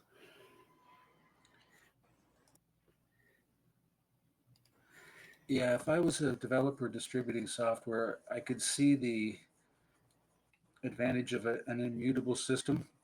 A lot less ways for people to bork their own systems and then come looking for help. They really seem to be popular, but I don't know that I'm ready to to, to deal Cheers, with friends. that myself. So we'll have to wait and see. I've used Bazite, which is like a SteamOS. It has the stuff from SteamOS, but it's also like based on, I think it's Fedora Silverblue or something, the immutable distro, where if you want to install something into the OS, you do RPM OS tree install, and then you reboot to make the combined image. I'm not sure how it like merges images, but it's like an overlay or something, and it merges the files. So then if you want to remove a package, you can like fully remove. Yeah, I think thinking of the mention of RPM and the annoyances with that, but yeah, one of the things I really like about app compared to Yum and now DNF on the Red Hat, Fedora, etc. side is app still has capabilities which are far beyond what yeah, even Yum and DNF do. So, for example, one of the things I did many years ago with my app configuration was, you know, on most of my Debian Linux server stuff, I generally have /usr as a separate file system, and most of the time I read only. But that's not super convenient when it comes to like updating software. Well, really easy with that. Have to put a little bit in there. Before running the package, it reads the /usr file system, attempts to mount a and really easy and slick. And through all the documentation on the Red Hat stuff for and DNF, there's absolutely no way whatsoever to be able to put that kind of a hook in there. You just can't. But the only way you could really do it would be to work around it by replacing the command, put your own stuff in front of it before running the df command. Or df. So it's yeah, they it's kind of ability on the RPM DNF Yum side of things.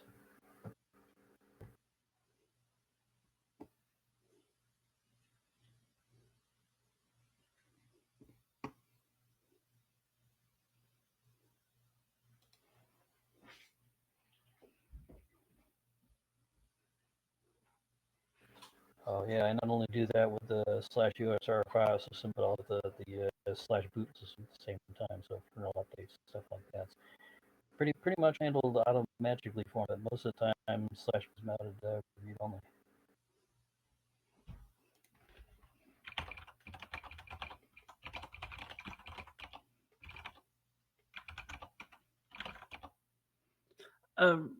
So I have a mic. Ron, I don't know how much iOS and OS X connect to each other. I've seen people talking about using AirDrop to get files back and forth between phone and computer in a way that it is end users find really convenient, and the Android, Windows, or Linux ecosystem, default Android and Windows don't really have something as simple as AirDrop. KDE Connect is probably the closest, but many people don't know about it. Yeah, I've heard a bit of AirDrop, but it does sound pretty enticing. Two strangers can agree to easily share a file between each other. I don't know if it has further support, but I find the clipboard sharing is just unbeatable. Like setting up my new laptop, well, it's not new, but setting up a laptop, and I need to copy over a bunch of really long random character password strings to set up Thunderbird for email. Well, how do you do that? Well, I guess I could. Well, you could paste your passwords into an email, save it as a draft. Oh, but I can't open the draft on the laptop because I'm trying to gain access to email. Right? Okay, I could put it in a text file and SSH or rsync it across or whatever. Yeah, that's hokey. How about we copy it to the clipboard and then just go to the laptop and paste it right into the settings for Thunder? Oh, that's so much better. There's just so many different ways that just becomes. My wife is, guys, can you look at this for me? And she, no, I'm not going to look at your phone. Don't come over here. Just copy to the clipboard. Okay. Oh, I see what you're talking about. So this is what it means. It's just so many times that it's just a lifesaver. Yeah, AirDrop file sharing is really nice. The shared clipboard is especially great. But as I understand it, the whole thing is implemented over Bluetooth. So I don't see any reason why it couldn't be, well, an alternative couldn't be implemented for Linux. I thought it was like, maybe it does Bluetooth for initial negotiation, but maybe it does Wi-Fi direct for the actual transmission. I'm not really sure. Do you need to be on the same Wi-Fi network in order to use it? Not the same Wi-Fi network, but you need to have a Wi-Fi card, because I remember reading like in the Hackintosh circles, I never liked macOS enough to really seriously bother with it, but people were saying, oh yeah, if you want to use AirDrop, you need certain Wi-Fi cards. So it's the Wi-Fi is definitely part of the equation. Back in the day with the earlier versions of Android, I think I had an HTC phone and it supported NFC, but there was no real use for it. But one thing I could have done, if anybody else had NFC at the time, was tap the backs of the phones together, and that would initiate a file share or sharing a Network. contact or something. But I I used don't it like know once that or I twice. ever used it because nobody else had that. I probably, in the whole time I've been on Android, I probably used it once or twice, and I guess few enough people use it that now they removed the feature. Now they just have nearby sharing instead. So I searched, and it looks Yeah, like no, AirDrop it's, uses sometimes handy. Bluetooth, then Bluetooth to negotiate a Wi-Fi connection. There you go. Got a bit of an echo there. I think the other thing that Yeah, that's what you said. Nice. sometimes handy for user sharing data and smartphones are pretty close. If it's smaller amount of data, is like QR code, so you can take the data, generate a QR code, show that on the phone, point the camera at it, boom, it's decoded, and you can take it from there.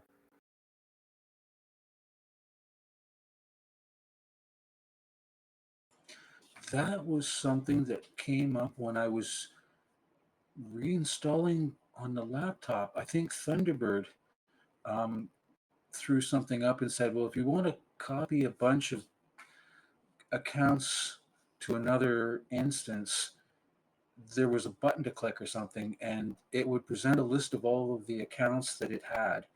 And then you could select and deselect those that you wanted, and then click a button, and it presented a QR code.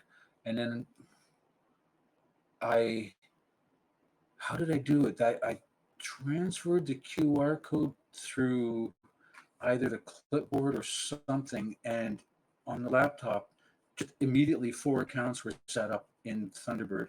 So I didn't even have to go through and actually copy and paste 4 different passwords. The entire account setup was done in, I think, 4 accounts per QR code, and I had 7 accounts, so I had to do it twice.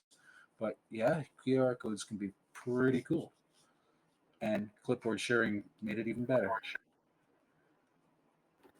Yeah, it reminds me of an interesting little hack for Debian that can be quite handy when installing. So if one say has an older system, they want to migrate, but they're not doing the upgrade set. It's like, no, I want to do fresh install and migrate all my data over.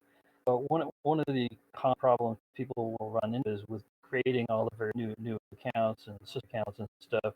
The IDs and GIDs and stuff line up, so that can be quite problematic and even messy to properly clean. Accurate programs that clean up that kind of stuff, and it's non-trivial. The ones you can do with Debian is start off doing absolute minimal installation and very early in the process. Essentially, as soon as it's the target file system with Etsy pattern, Etsy group, and Etsy shadow, all that, you can then go in there to your old copy. As long as you don't have anything in there that conflicts, that small of a base start with, you generally won't. And your own files for Etsy password, Etsy group, Etsy shadow, G shadow. Put those in there, then continue Debian installation, and it will basically see and honor all the stuff in there, so you will not end up with any conflicts. So that can be very handy. I've done that on a few occasions. Oh, the other time I've done that one is when I'm not so much migrating, but creating additional systems in my own little home environment. I really want them to have the same UIDs and GIDs, so if I'm moving things back and forth between them, I don't have any issues with conflicts on those.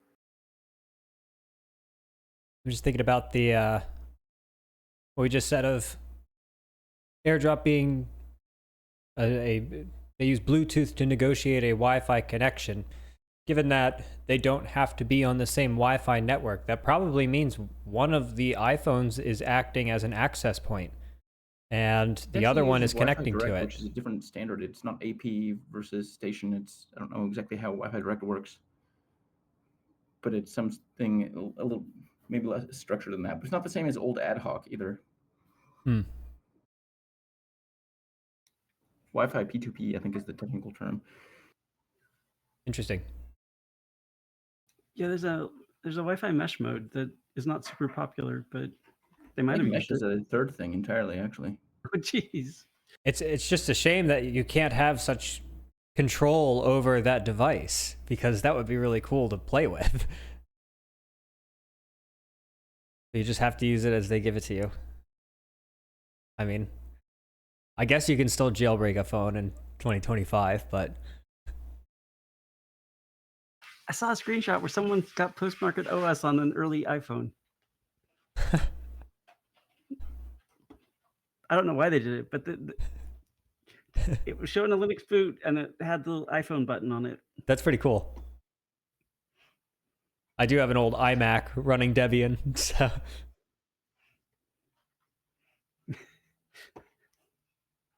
it's funny when you turn it on and it makes the Mac OS like "baw" sound, and it's like, no. I find that annoying personally.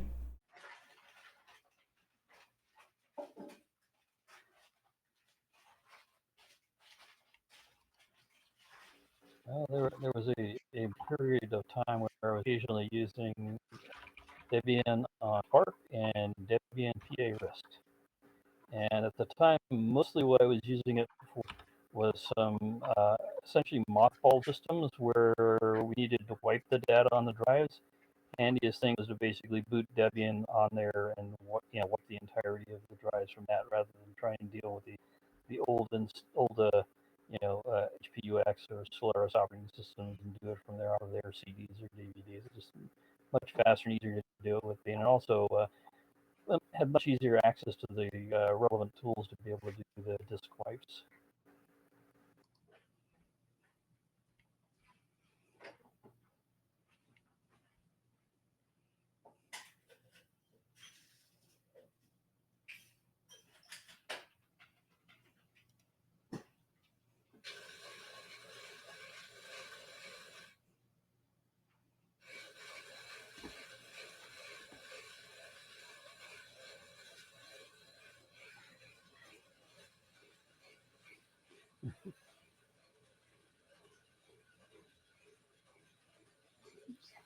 Thank you for stopping by. Yep, thanks, Ron. Catch you a little later. Thanks, everybody. Yeah, I'm gonna probably even stay connected. So I don't know how much of this I'm going to accomplish, but I need to get out. The sun's shining, and it's just beautiful out there. So hopefully I'll see you guys in an hour or three. Did anybody from Toronto show up? Yeah.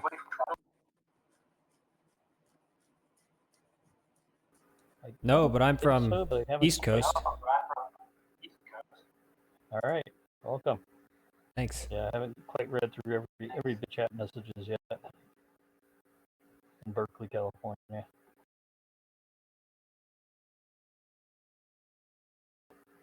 But yeah, I know at least on an occasion or two with Jitty and the Berkeley Linux user group meeting, sometimes I would be heading there a Suppose little I bit late. shouldn't say no. I don't know where other people are from. And I would be coming back from a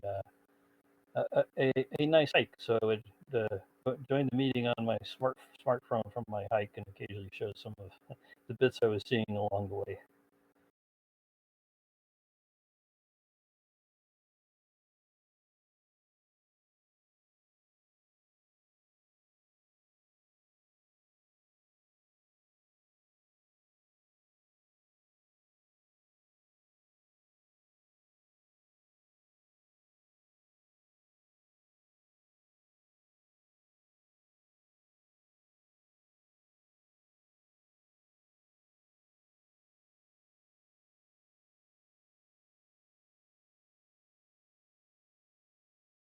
I'm not sure why I just thought of it. I just remember something funny. I think it was Ubuntu at the time I was using, but I had one laptop where when I first switched it to an SSD, something about the boot process, like it went to mount the root disk and then gave up too quickly I think it was before the SSD was ready or something. And what's funny is I enabled the Intel AMT serial overlay, and I enabled a serial console to try to debug it. And the fact that I enabled the serial console slowed down the boot just enough that it stopped failing. And I was like, okay, whatever. Bit of a Heisenberg there.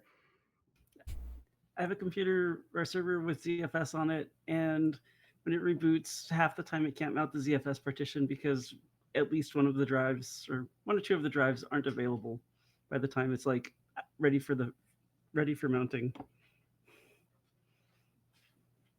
There's probably a parameter somewhere to allow root weight equals something. Yeah, I thought so. I tried changing it and it didn't help. Well, if you have a serial console, you could enable that and it disabled the quiet splash.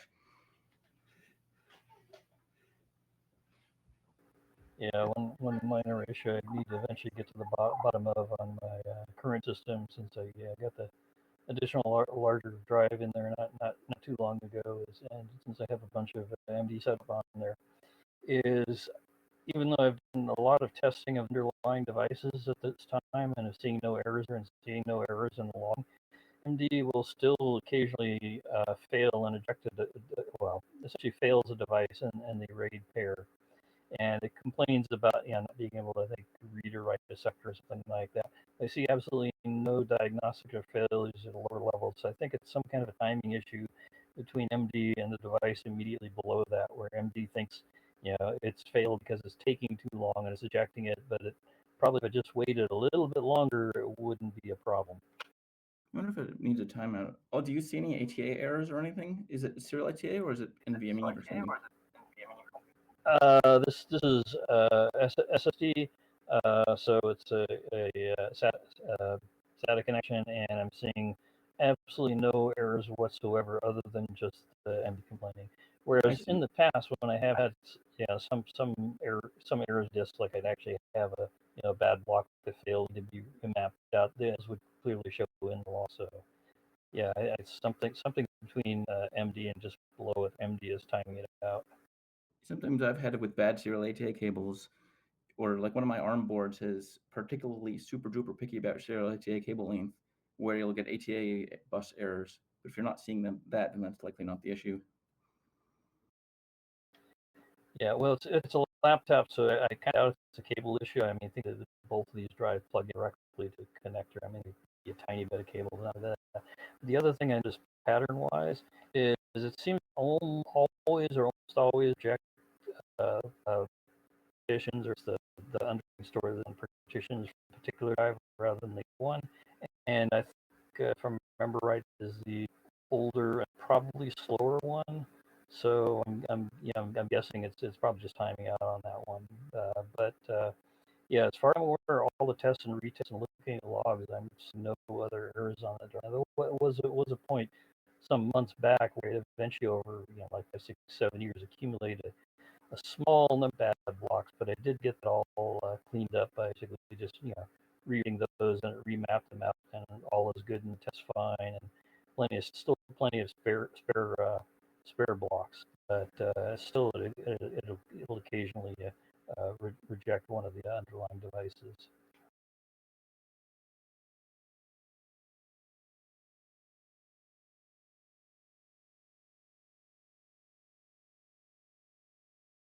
I actually had one machine where I think it was a Crucial MX100 serial ATA SSD, where the drive would just fall off the serial ATA bus randomly, even in Windows, which I ended up just having to replace that drive. And it would go reboot, and it was like gone from the BIOS too. Yeah, I mean, it's always possible it could be some kind of bug or issue with the drive itself down lower levels. But if that was the case, I'd probably expect to see some other stuff in logs. Yeah. But I'm seeing nothing from kernel logs or anything else that's below the MD device with this particular. So MD complains about it, nothing else complains whatsoever. Somewhere. If you can set a longer timeout.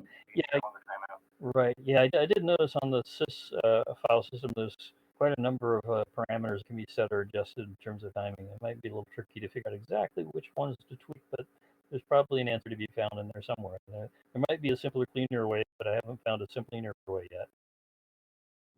Yes, speaking of badly behaved drives, I also have a SanDisk SSD where if you did a trim operation of a directory with a bunch of files, the drive would outright lock up for like 5 minutes. And in Windows, it would be SOD, but in Linux, it would actually recover after the drive finally woke up from its coma. But you'd send a trim operation, and the drive would the drive activity LED would go solid, and the machine it would just lock up completely. Kind of reminds me of Java's garbage cleanup. Say, gee, did they implement that on Java on that drive? I wonder.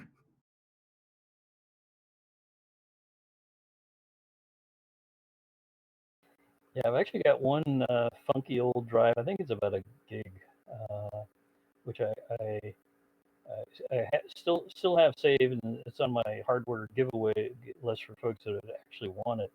But it has rather interesting behavior. If you read and or write the thing beginning to end, you have no errors whatsoever. But if your reads and writes are random, things go very squirrely very quickly. So yeah, one of the things I told folks is like, hey, if you want to try for some interesting testing or whatever, it might be good for that. But yeah, that's a more unusual drive issue I've seen.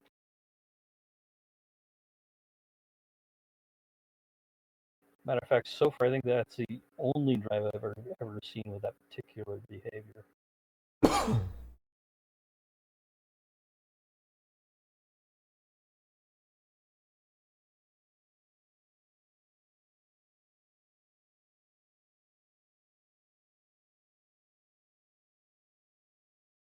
I'm trying to think how that would work. Like, is the mechanism that's controlling the head broken slightly? Where it can't That would be my guess, because if it's done, without any random sequence, just end to end, you basically just set, the spinning ladders and head, and have the very slight, sequential track to track motion. Whereas if it's random, you get heads, moving, jumping all over the place. Something's probably just a little off in the mechanism here. That's my best I wonder if the guess. voice coil is weaker, or like the magnet's weakened or something, so it doesn't move as fast as it expects it to when the head wants to move quickly. Whereas maybe it works fine when it moves slowly.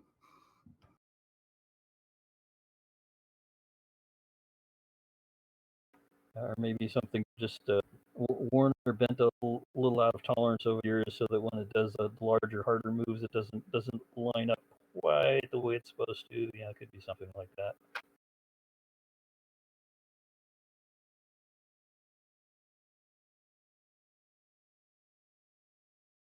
One thing I've noticed with Linux user groups, like when I was at Cal Poly, I went to Cal Poly Linux user group, and it was a pretty active club. But lately, I'm in their Discord now. I'm not sure why they use Discord, but anyway, it's been kind of nothing happening. I don't know if it's because they don't have the room, or if it's nowadays Linux has become just a tool, whereas before it was something new and interesting. Seems like the places I've been there isn't as much activity. I did not see Maybe this error right groups on my first pass of this. There's still a fair with NVIDIA. bit of activity The first out there, computer but I not installed like this it on did was, not have 10, NVIDIA 20 drivers. years ago. So I'm a bit discussion comes concerned up looking at occasionally on this various, shown up here. user groups, and I think We'll see how at it least goes. what Looks some like of it's us think has moved mostly on. happened is these days Linux is Je ne sais mostly pas. a relatively known Nous quantity. sommes vous. It's pretty darn easy to install. It's like, you download the ISO, you boot it, you install, you're off and running.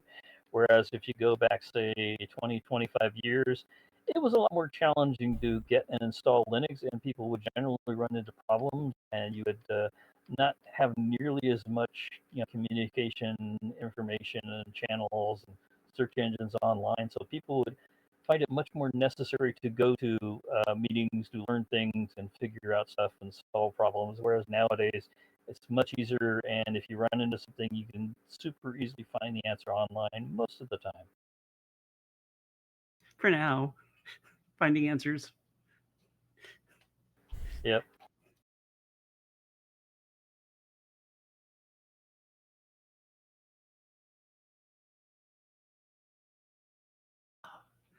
I do have to give Valve credit that they have made my video gaming so much better. Like, oh, Proton made things so much easier. Yeah, it's really great. I PUBG is the only one for me that's not working at the moment, but everything else is pretty great. I've been switching more to open source gaming though. What is it? Super Tux Kart is the one I've been playing past few days. Yeah. That one's great. Oh yeah.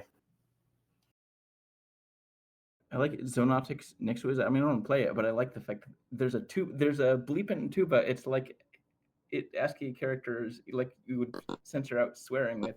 Bleeping tuba is a weapon that you can actually play the tuba by changing what you do with your movement keys. Oh, neat. So people make bots play songs in the game. Yeah, I I, was I can't say do much in the way of gaming, but on the rare occasion I do burn some time doing that. Is typically something like Frozen Bubble. Something I like is a GPU benchmark, but I don't have the patience to actually play. There's a game called Veloren, which is it supports Vulkan. On Windows, it's Vulkan and DX12. On Linux, it's Vulkan and OpenGL, and on Mac OS, it's Open Metal and OpenGL. So it's a good sort of apples to apples comparison. Like even if you don't play the game, it's a really pretty just to fly around and look at the visuals and like the landscape and the weather and such in the game. And it's good for seeing, oh, like Apple's GPU performance, for example, is actually pretty good. Just a bummer. I wish Apple would Thinking support of directly. thinking of open source and games. Some years back, maybe close to 10 years ago, a friend gave me a Sansa device, which is made by Sansa, and they basically intended to be a little music player, etc. device, but it's actually really a lot more capable of that. So there is Rockbox open source software to put that on there, and I got tons of stuff and games and all kinds of capabilities. So yeah, I even have implementations of Frozen Bubble and other stuff like that on there too. And there's little itty bitty teeny tiny to solve all of course. About 6 months ago, I was looking at different open source games that I could host on my home network, and Valoran was one of the ones that came up, and I was thinking of hosting a server for that. I actually ended up going with Luanti instead. Don't necessarily need to be instead. I can probably do both, but Luanti is the one I've been focusing on recently.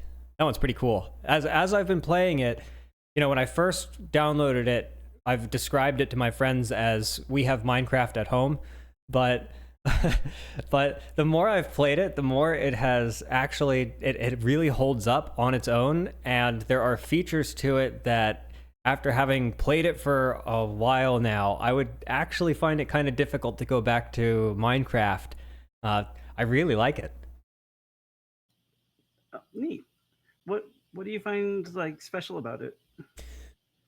Well, I mean, just there are some convenience things, like the way the player moves when you try and go up a hill. Like you can just like hold the jump button and you kind of just fly up the hill. It's like that's great.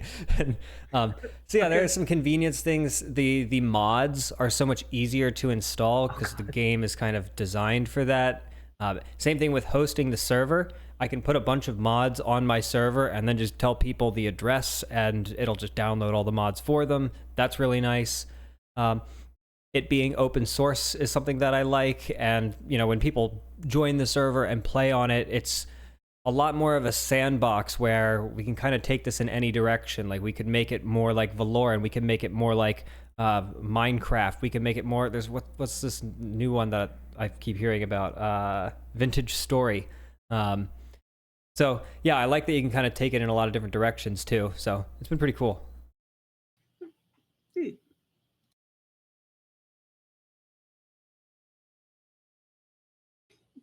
And you can't get banned by Microsoft.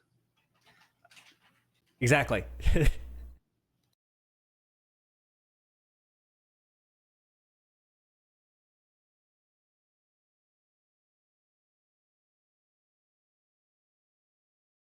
once upon a time, Minecraft's authentication was separate, but then Microsoft decided we want to watch what everyone's doing, and they merged everything with their authentication scheme. And I thought that was annoying. Yeah. And, sending private chat logs from your server to Microsoft. Luanti doesn't do that. Yes. I had to search for the name. I guess it was this thing formerly known as Mind Test. Yep. Yes. I was guessing they were running into like copyright worries. Probably. Also, the way also it's better to have a more distinctive brand name, and it doesn't sound like they're trying to rip something off. Even if there were no copyright issues, just like the as a person playing the game, it sounds less like a ripoff and more like, hey, it's a game. And the name is a play on words for the Lua scripting language, which is what most of the mods are written in. Oh, that makes sense. But also, just another comparison, the way the world generates of, I think Minecraft is like, 128 blocks tall total, and like thousands of blocks long. It's -64 to 319, I think, are the block heights. On Luanti, it does 32,000 blocks in every direction, up, down, left, right, or north, south, east, west. So you can like dig way down or build something way up in the sky, which is pretty cool. Oh, I think Minecraft's plane is much wider. Yeah, 30 million Yes. blocks in each direction. Is matching the video kernel module loaded, the video driver that's being installed, not matching the video kernel. Oh, neat. Reboot the machine. Another thing nifty. We might run into some issues here, so the stream might die, everything might crash. I don't know what's going to happen. We're just going to have an ARM roll board that with has it, though. PCI Express. What's weird is PCI Express, I can use an AMD Polaris GPU and it works okay, except HDMI audio is glitchy. But if you try to use anything newer, the AMD GPU driver seems like it's not aligning things properly when trying to load over PCIe, so the firmware load fails, and then the kernel driver just like falls over. And when the last time I tried it like fell over in a way where it called the teardown function right in the middle of calling the setup function, and it assumed some variable was not null when it was null. Whoa. Also, I'm impressed that you found a ARM board that has PCI slots on it. Those are hard to find. Yeah, true. What is it? It's the, I forget what it's called. Oh, Solid Run Honeycomb. But now I've had it since, because of, partly there's some stubbornness on the ARM kernel maintainers and the AMD GPU maintainers about not accepting patches, even though they fix actual bugs. Like apparently the memcopy implementation is wrong on ARM64, where it'll corrupt if you have, because it does it, something about the ordering is wrong or something, and yet they refuse to accept some of these patches to fix it. So now I've just had it sitting in my closet unused, but it's a 16 core. It's not particularly fast. An Apple ARM is much faster, but it's also much less standardized. I mean, Apple's not much less standardized. I'm hoping that with the Qualcomm reverse engineering work, I'm not sure if it's quite reverse engineering or if it's Lenovo people have some data sheets that aren't public, but they've been trying to get, like I was able to boot an image on my Surface Pro 11 and I get a console, and I even got like GL Mark II to run on Frame Buffer or run in Weston, but like audio doesn't work, and the mobile broadband, for example, isn't exposed right now. So there's still stuff they're working on. But it'll be interesting to see once eventually, hopefully they'll get the USB 4 working, and it'll be interesting to see if they have the same issues with GPUs as like the LXC or NXP chip in the other board I have.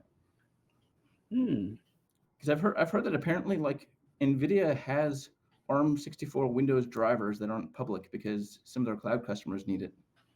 Oh, right. Okay. And then AMD doesn't have ARM64 drivers. And actually, there are some rumors that NVIDIA and AMD are each planning to do Windows on ARM machines, which hopefully the AMD one would be open enough to have good support. Because apparently the Qualcomm ones, like their ACPI tables for Windows, are basically full of a bunch of platform-specific Windows binaries that it's not really a standard ACPI table. It's, hey, here at Windows, run this thing as a driver. Okay. Use a device tree instead. Okay. Well, that's really unfriendly for making it work with anyone else. Yep. Just a heads up, folks, I'm running my Debian 13 upgrade as we speak, and it's getting to a point where I think I might start encountering some issues. So if I drop randomly, that's the reason. Yeah, I try to avoid upgrades while I'm in a virtual meeting. I thought it would be fun. Well, I've certainly on occasion done the upgrades following the procedure recommended for servers with minimal downtime situation, and I've done that on some cases even quasi production hosts where it works pretty darn well and smoothly, and there's not a lot of downtime. It's like some services go up and down a bit, and I think basically two reboots and that's it. Other than that, things continue to be up and running continuously, so it works well. Yeah, it's been really smooth so far. I've been a little bit surprised. I think I tried to open a tab on Firefox here to look at something, and it said the tab was crashed. I don't know if I can do that at this point, but this tab has not crashed, so... At some point, if you try to open something new, it'll say you need to restart your Firefox. Yeah, that's what I'm thinking. Well, it's actually saying that the tab crashed, but... I ran an upgrade in Tmux, and like the Tmux client, at some point it died during the upgrade, and I had to finish. Thankfully, dpackage-configure-a I think worked after a reboot, but it was like, oops.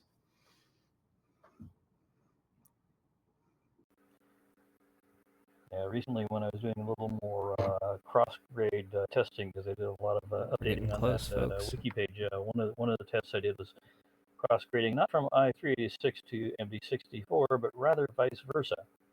So in that case, you start. Yeah. Well, I think I tried that also many years ago, but it had been like several major releases to even tried that one. I tried it again, just to mostly sort of debug the documentation to see if there are things I didn't have quite right in there and make sure it all mostly worked. And that's kind of interesting because you're basically making you're running with a 64-bit kernel, but you're basically making lots of stuff go away as you're running along the way. So towards the very end, just short of rebooting, it's like all the 64-bit binaries are gone, and even the 64-bit kernel is gone, and it's still up and running.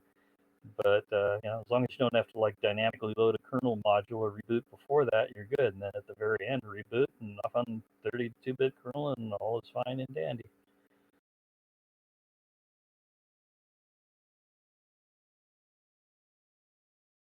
Yeah, I figured not too many folks would be cross-grading that direction, but it might rarely happen where somebody perhaps cross-grades up to 64-bit and they realize, oh darn, we really need 32-bit for blah blah blah. Let's go back. It is doable. I recently installed Ubuntu 10.04 in a VM because I wanted to see the themes again. Like, man, I miss the old GNOME styles and the old Ubuntu theme. It has a nice feel to it that modern themes don't typically have.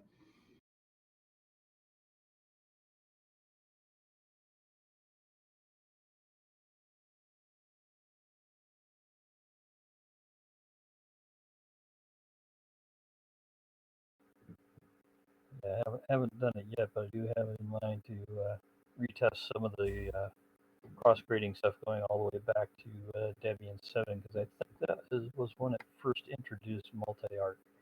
And I think some of the much earlier cross-grading was, tests and documentation was based on that. But since I did so much updating of it, I probably want to, run through what I've got documented against, Debian version 7 and see what I might want to tweak in the documentation so it's more backwards compatible.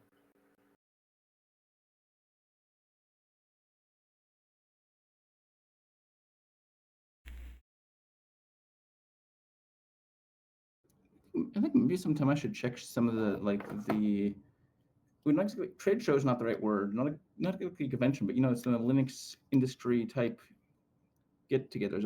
I forget what the term is. They were typically convention and expo on the commercial space ones. User meet? Conference. Oh, conference. I think that was the word I was looking for. Yeah, well, in the conference space, there is of course both commercial and non-commercial stuff, and even some stuff that might sort of kind of come between or overlap. But there's certainly on the non-commercial stuff. There's stuff like lots of the conferences that Unix.org does, and SANS also does a fair bit of stuff too. And then of course there's a fair bit of commercial stuff. But yeah, I haven't been following a lot of that more recently, especially since Linux World Conference and Expo went bye-bye. It sort of got merged with some other stuff and then more or less disappeared.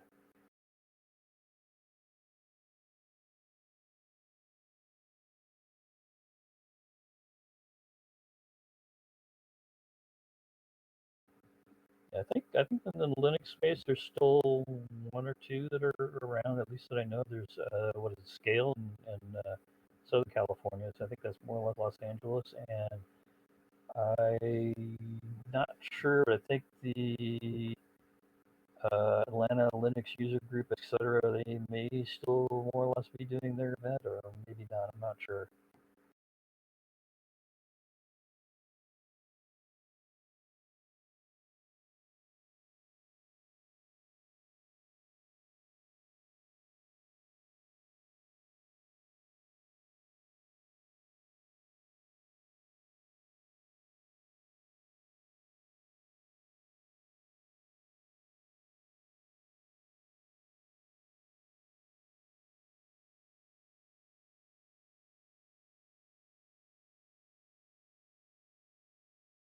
Using NVIDIA modules.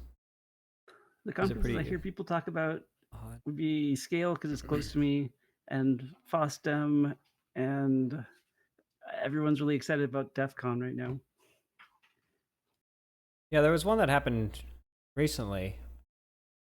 It was a con, like open source con. Wasn't the name. I've heard Jeff Geerling talk about it. What's it? Fossey?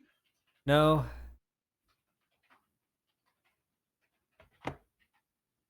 I don't remember the name. I think it was like just happening past few days, last week even. I thought if I could open a new tab, I'd Google it, but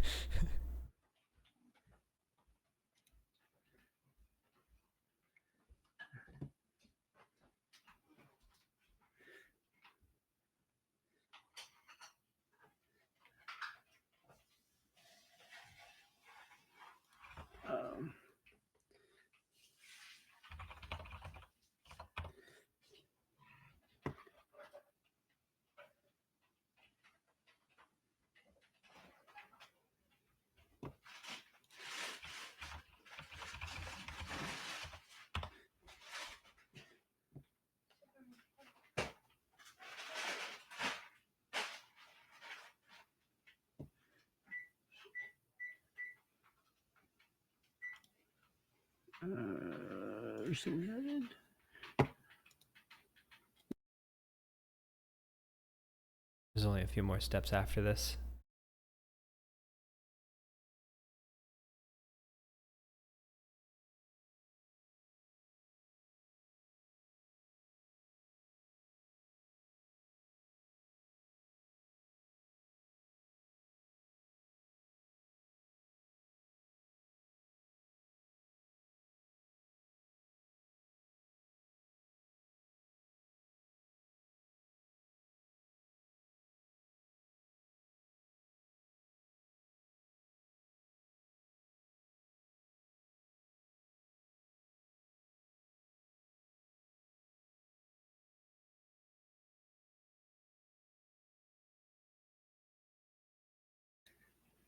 There's one of them where they share their pictures and they're sitting in a barn.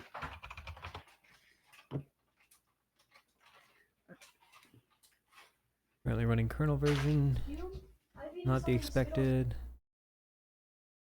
Restarting the system.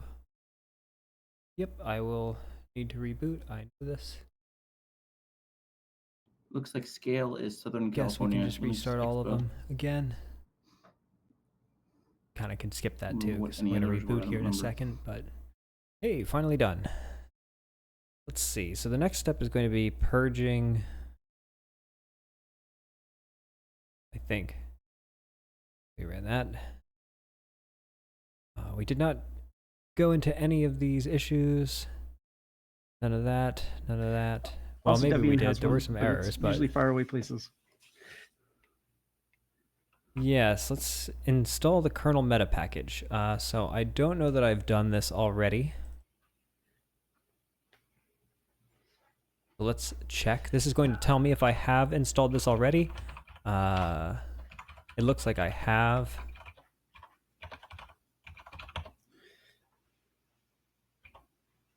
You do not see, you'll either need to install an image package by hand or install Linux meta package. It looks like I already have something. Otherwise, you would just run this apt cache installation.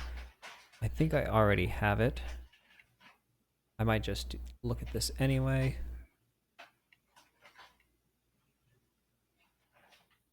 That's the one I would install, is this Linux image AMD64. This is 6.12.38.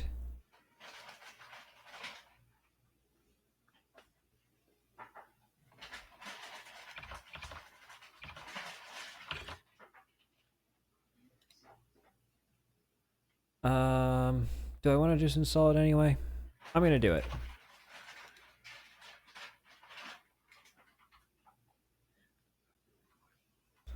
It's already there, it can't hurt, right? Right?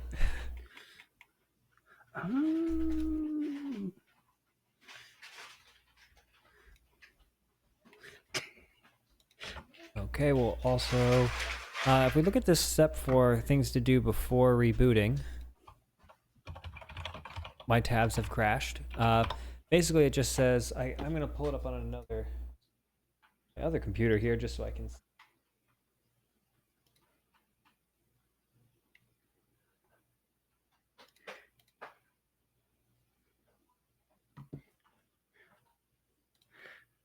Okay, the one I was remembering that was in a barn was actually a Python group. I'm not sure I just thought of it. You know, the ARM board I have, what's interesting is it has four 10 gigabit Ethernet ports. And it's Wow. on the chip. And what else is interesting is apparently there's a variant of it that has like, I forget if it was a 40 gigabit Ethernet or 100 gigabit, but it was like a Dang. QSFP plus port. Okay, I'm looking at Like, this list, things to do before rebooting. Because the CPU is not particularly letting fast. me know It's that the 16 cores, but directories they're not temp and humongously var fast. temp are now regularly cleaned. What do you do with Something about a system much D throughput? message. I don't know. That's not relevant to me.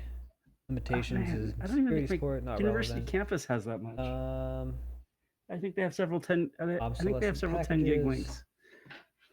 And play with 10 gig at home just because None I of this, felt like I don't need to do I don't anything even do here. like video editing that would kneel it.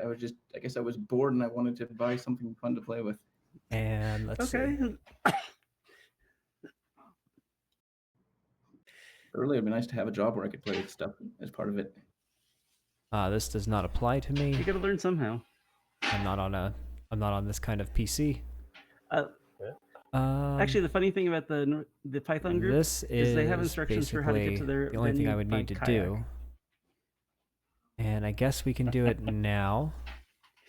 I remember before the reading reboot. Like one of my workplaces I used to work at was over past the Salt Flats in Redwood City, and I remember hearing at some point that like Google, when they acquired that land, was considering running a ferry from East Bay to there to bypass all the traffic.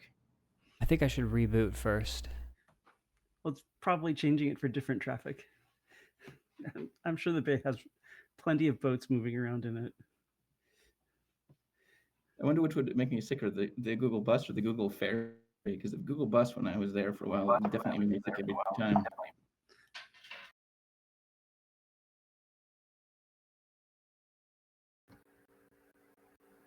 I know my favorite, most pleasant way to commute across the San Francisco Bay was the Alameda Oakland ferry. So yeah, not the fastest, but it was very nice, and it would never get held up in traffic. So yeah, the timing was always pretty darn predictable. Nice. Yeah, yeah, it was like unlike going on like BART or driving or bus. Maybe I or should just do whatever, this it's before the like, reboot. oh, yeah, I'm gonna have to stop the stream and recording when I do the reboot, so no eating, no drinking, no blah blah. I'll wait a minute, You have but a snack bar, and it's never going to be overcrowded because only have so many life I'll preservers. probably drop out of this call soon. So yeah, it was quite nice. But yeah, there was a period in time where I had a friend who was also working in San Francisco, and I was working in San Francisco, and a friend was living in Alameda, and I was living in Oakland. So we would occasionally catch the ferry back from work in the evening, and sometimes you got to head out back just as the sun was setting across San Francisco. So some pretty nice, spectacular commutes.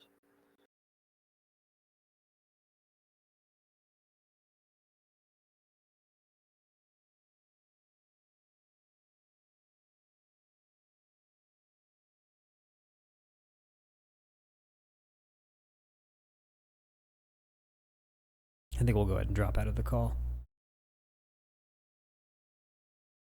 All right, everyone, it's time for me to reboot. I need to drop off now, so thank you very much for your company here. I really enjoyed the chat. It was a pleasure to meet all of you. Good luck. All right. Yes. Look forward to the next opportunity to meet up. Toodaloo. All right.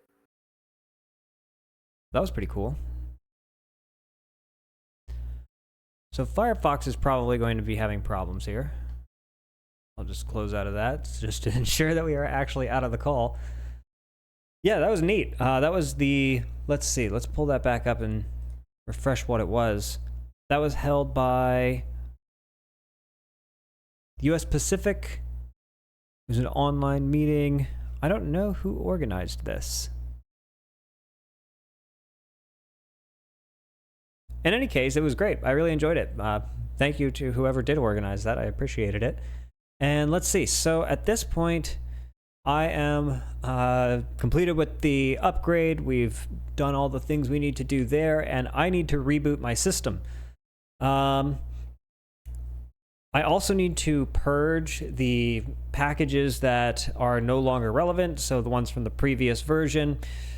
I need to purge those, and then obsolete packages, same thing, but the instructions here are indicating that I might want to do this after I reboot. I don't think it really matters. I can imagine trying to purge while I still have like all this stuff running. I can imagine that being a problem. So I'm going to go ahead and shut down the stream and shut down the recording, and I'm just going to reboot, and when I come back, I guess I'll probably continue the stream and continue the video just to show the last few steps. And yeah, actually then we should be able to explore the pretty new system. Cool. So I'll be back in about like 10 minutes or so. Depends how long it takes to reboot. Toodles. Finish up this Debian installation. So just a few things I need to do to clean up after my install here. So I can run sudo apt auto remove to remove packages.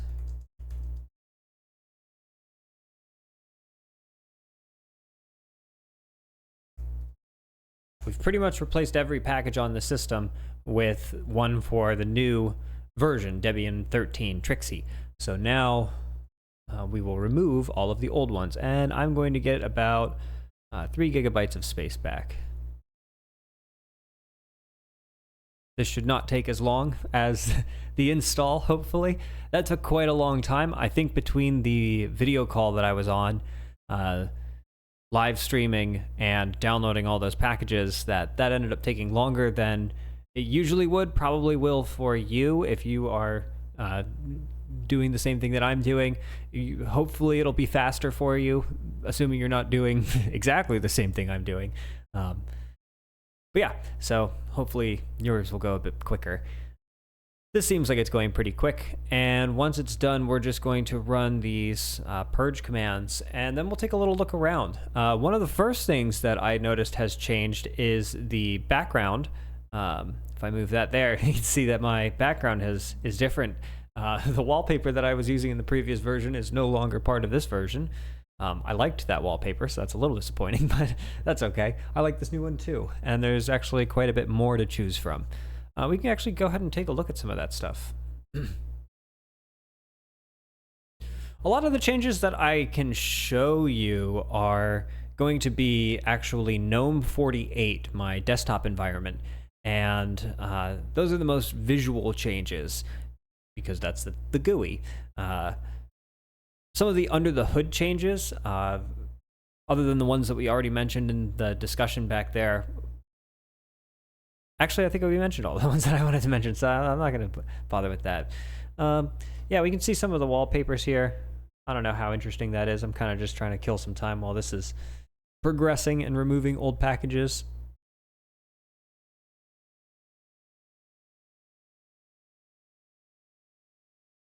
It's also nice that a lot of my client applications have been updated. So, like, I think I was still running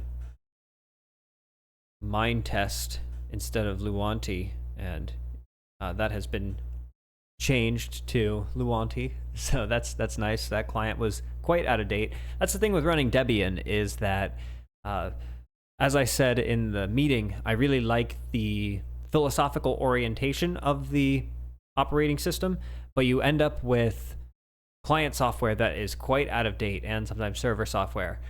For example, I use NeoVim, which is, I think you saw it at some point in this video, NVim, and there is a plugin for that I like called NVChad, which adds a lot of really nice features like splitting the terminal, and which I think actually exists by default, but a file browser, other stuff, and it requires a version of NVChad or NeoVim that not only wasn't in Bookworm, but also isn't in Trixie. So I still can't use NVChad after doing this update. So even now, after updating to the latest version of, well, I guess it's not the latest, the latest stable version of Debian, it's still out of date for what NVChad would want. We were also discussing Arch Linux in that meeting. Arch Linux is, honestly, in my opinion, if you're really hardcore with Linux, you're going to choose Debian or you're going to choose Arch. I don't see... Fedora? No, come on. No. I mean, I guess if you're working in a enterprise environment, that's really when you're going to use Red Hat or CentOS or something like that. If you're a pen tester, I guess you'll use Kali Linux, but why? Why don't you just... I would still say use Arch or Debian and just install all those packages. Yeah, that's my thought on the matter. I guess Manjaro has a place too, because it's an Arch distribution, but it doesn't require you to build it yourself. So and what's nice about that is gaming. So people can have the latest and greatest software for their video games and not have to build their operating system from scratch, which is something that I think people appreciate. So yeah, I guess Manjaro has a place too. As I said in the meeting, though, Ubuntu is the Windows of Linux, so I'm not a huge fan of Ubuntu. I suppose its place is that it's the easiest. It's really easy to get started with Ubuntu. Anyone who's tried Linux probably is trying Ubuntu. So I suppose it has a place as well. Are there any others that I can say are not worthy and then defend? FreeBSD? I don't know anything about FreeBSD. That's just some weird one that people talk about. That's just weird people.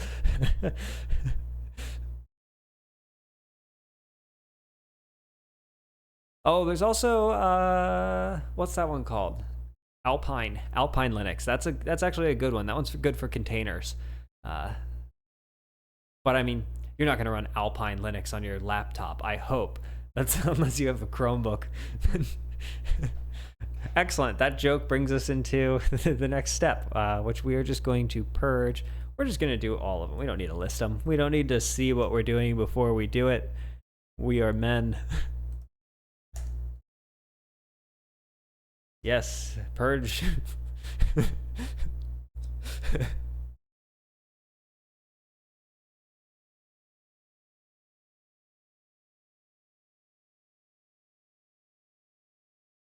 And then there's also, no, we don't need to do anything there. I think I skipped this one.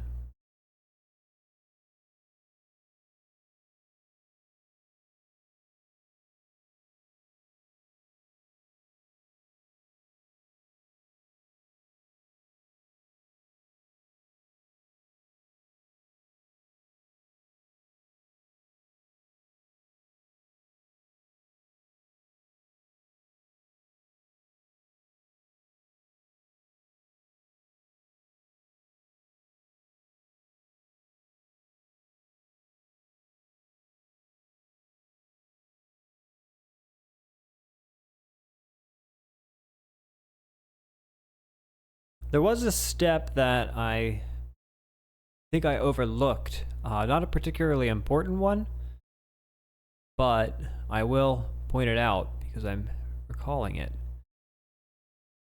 Somewhere up here.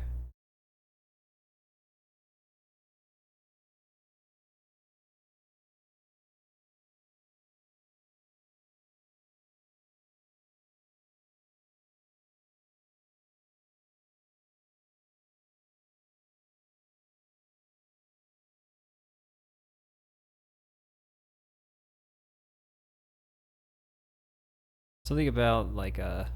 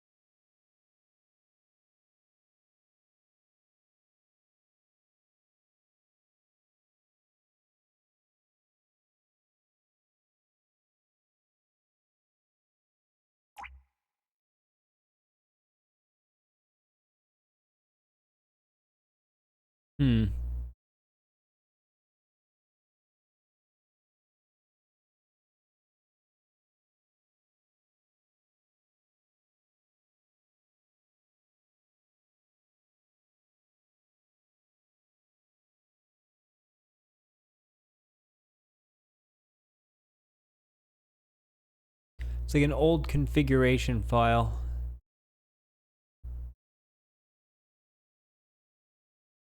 Avoid.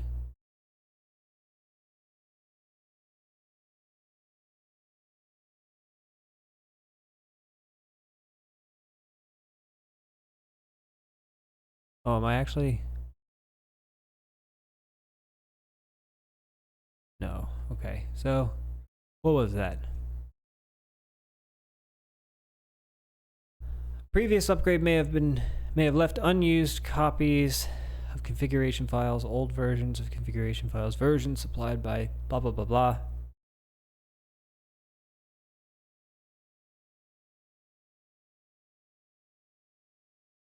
So I don't know if this is actually safe to run anymore, which is a problem. Hold on. Before I run that, what did those warnings say? While removing that was not empty, so it was not removed. Okay, let me run this command. Sudo, whoops.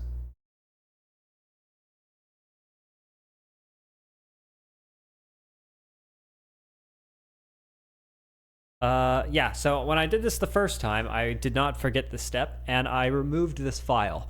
But I don't know if this file has been changed.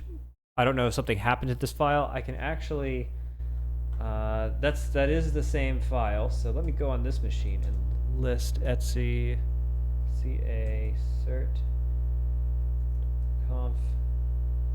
Yeah, so it's on, I removed it from this machine when I did this upgrade earlier today, and now it's back, and now I've done this upgrade on this machine and I forgot to remove it, and it's still here. So je ne sais pas, I don't know. I think that I am going to just leave it, because why would I delete it? I'm just gonna leave it. So yeah, if there's a problem, I'll leave an update and let people know, but Until then, I see no reason to delete it, and my guess is that the next time I do an upgrade, they're going to tell me to delete it. So that's probably when this problem will solve itself. No sense in acting when the future will force us to do so. Okay. I think that's about it.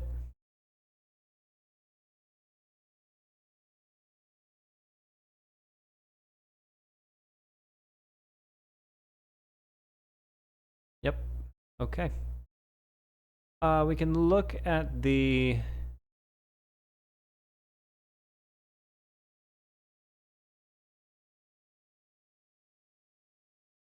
before you reboot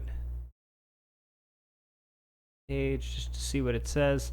Yeah, so this is the page that I was reading through on this machine that I couldn't show you because I couldn't create new tabs. I'm just going to scroll through it. None of this was relevant to me. So, you know, I would just recommend, reading through this yourself. I would recommend reading through the whole thing yourself. Follow along with the guide when you do this installation. It'll prevent you from running into problems. Yeah, it seems I'm back up and running. Debian 13's installed. I can do... Does this actually... No. How do I print the current Linux version?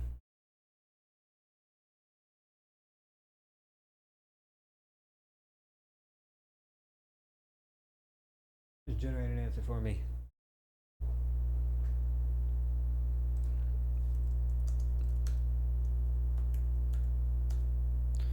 There we go. Debian 13 Trixie. Okay, I think we are done here. Thank you very much for joining me. And if you have any questions, feel free to leave them in a comment. Again, this video is going to be embedded in Git.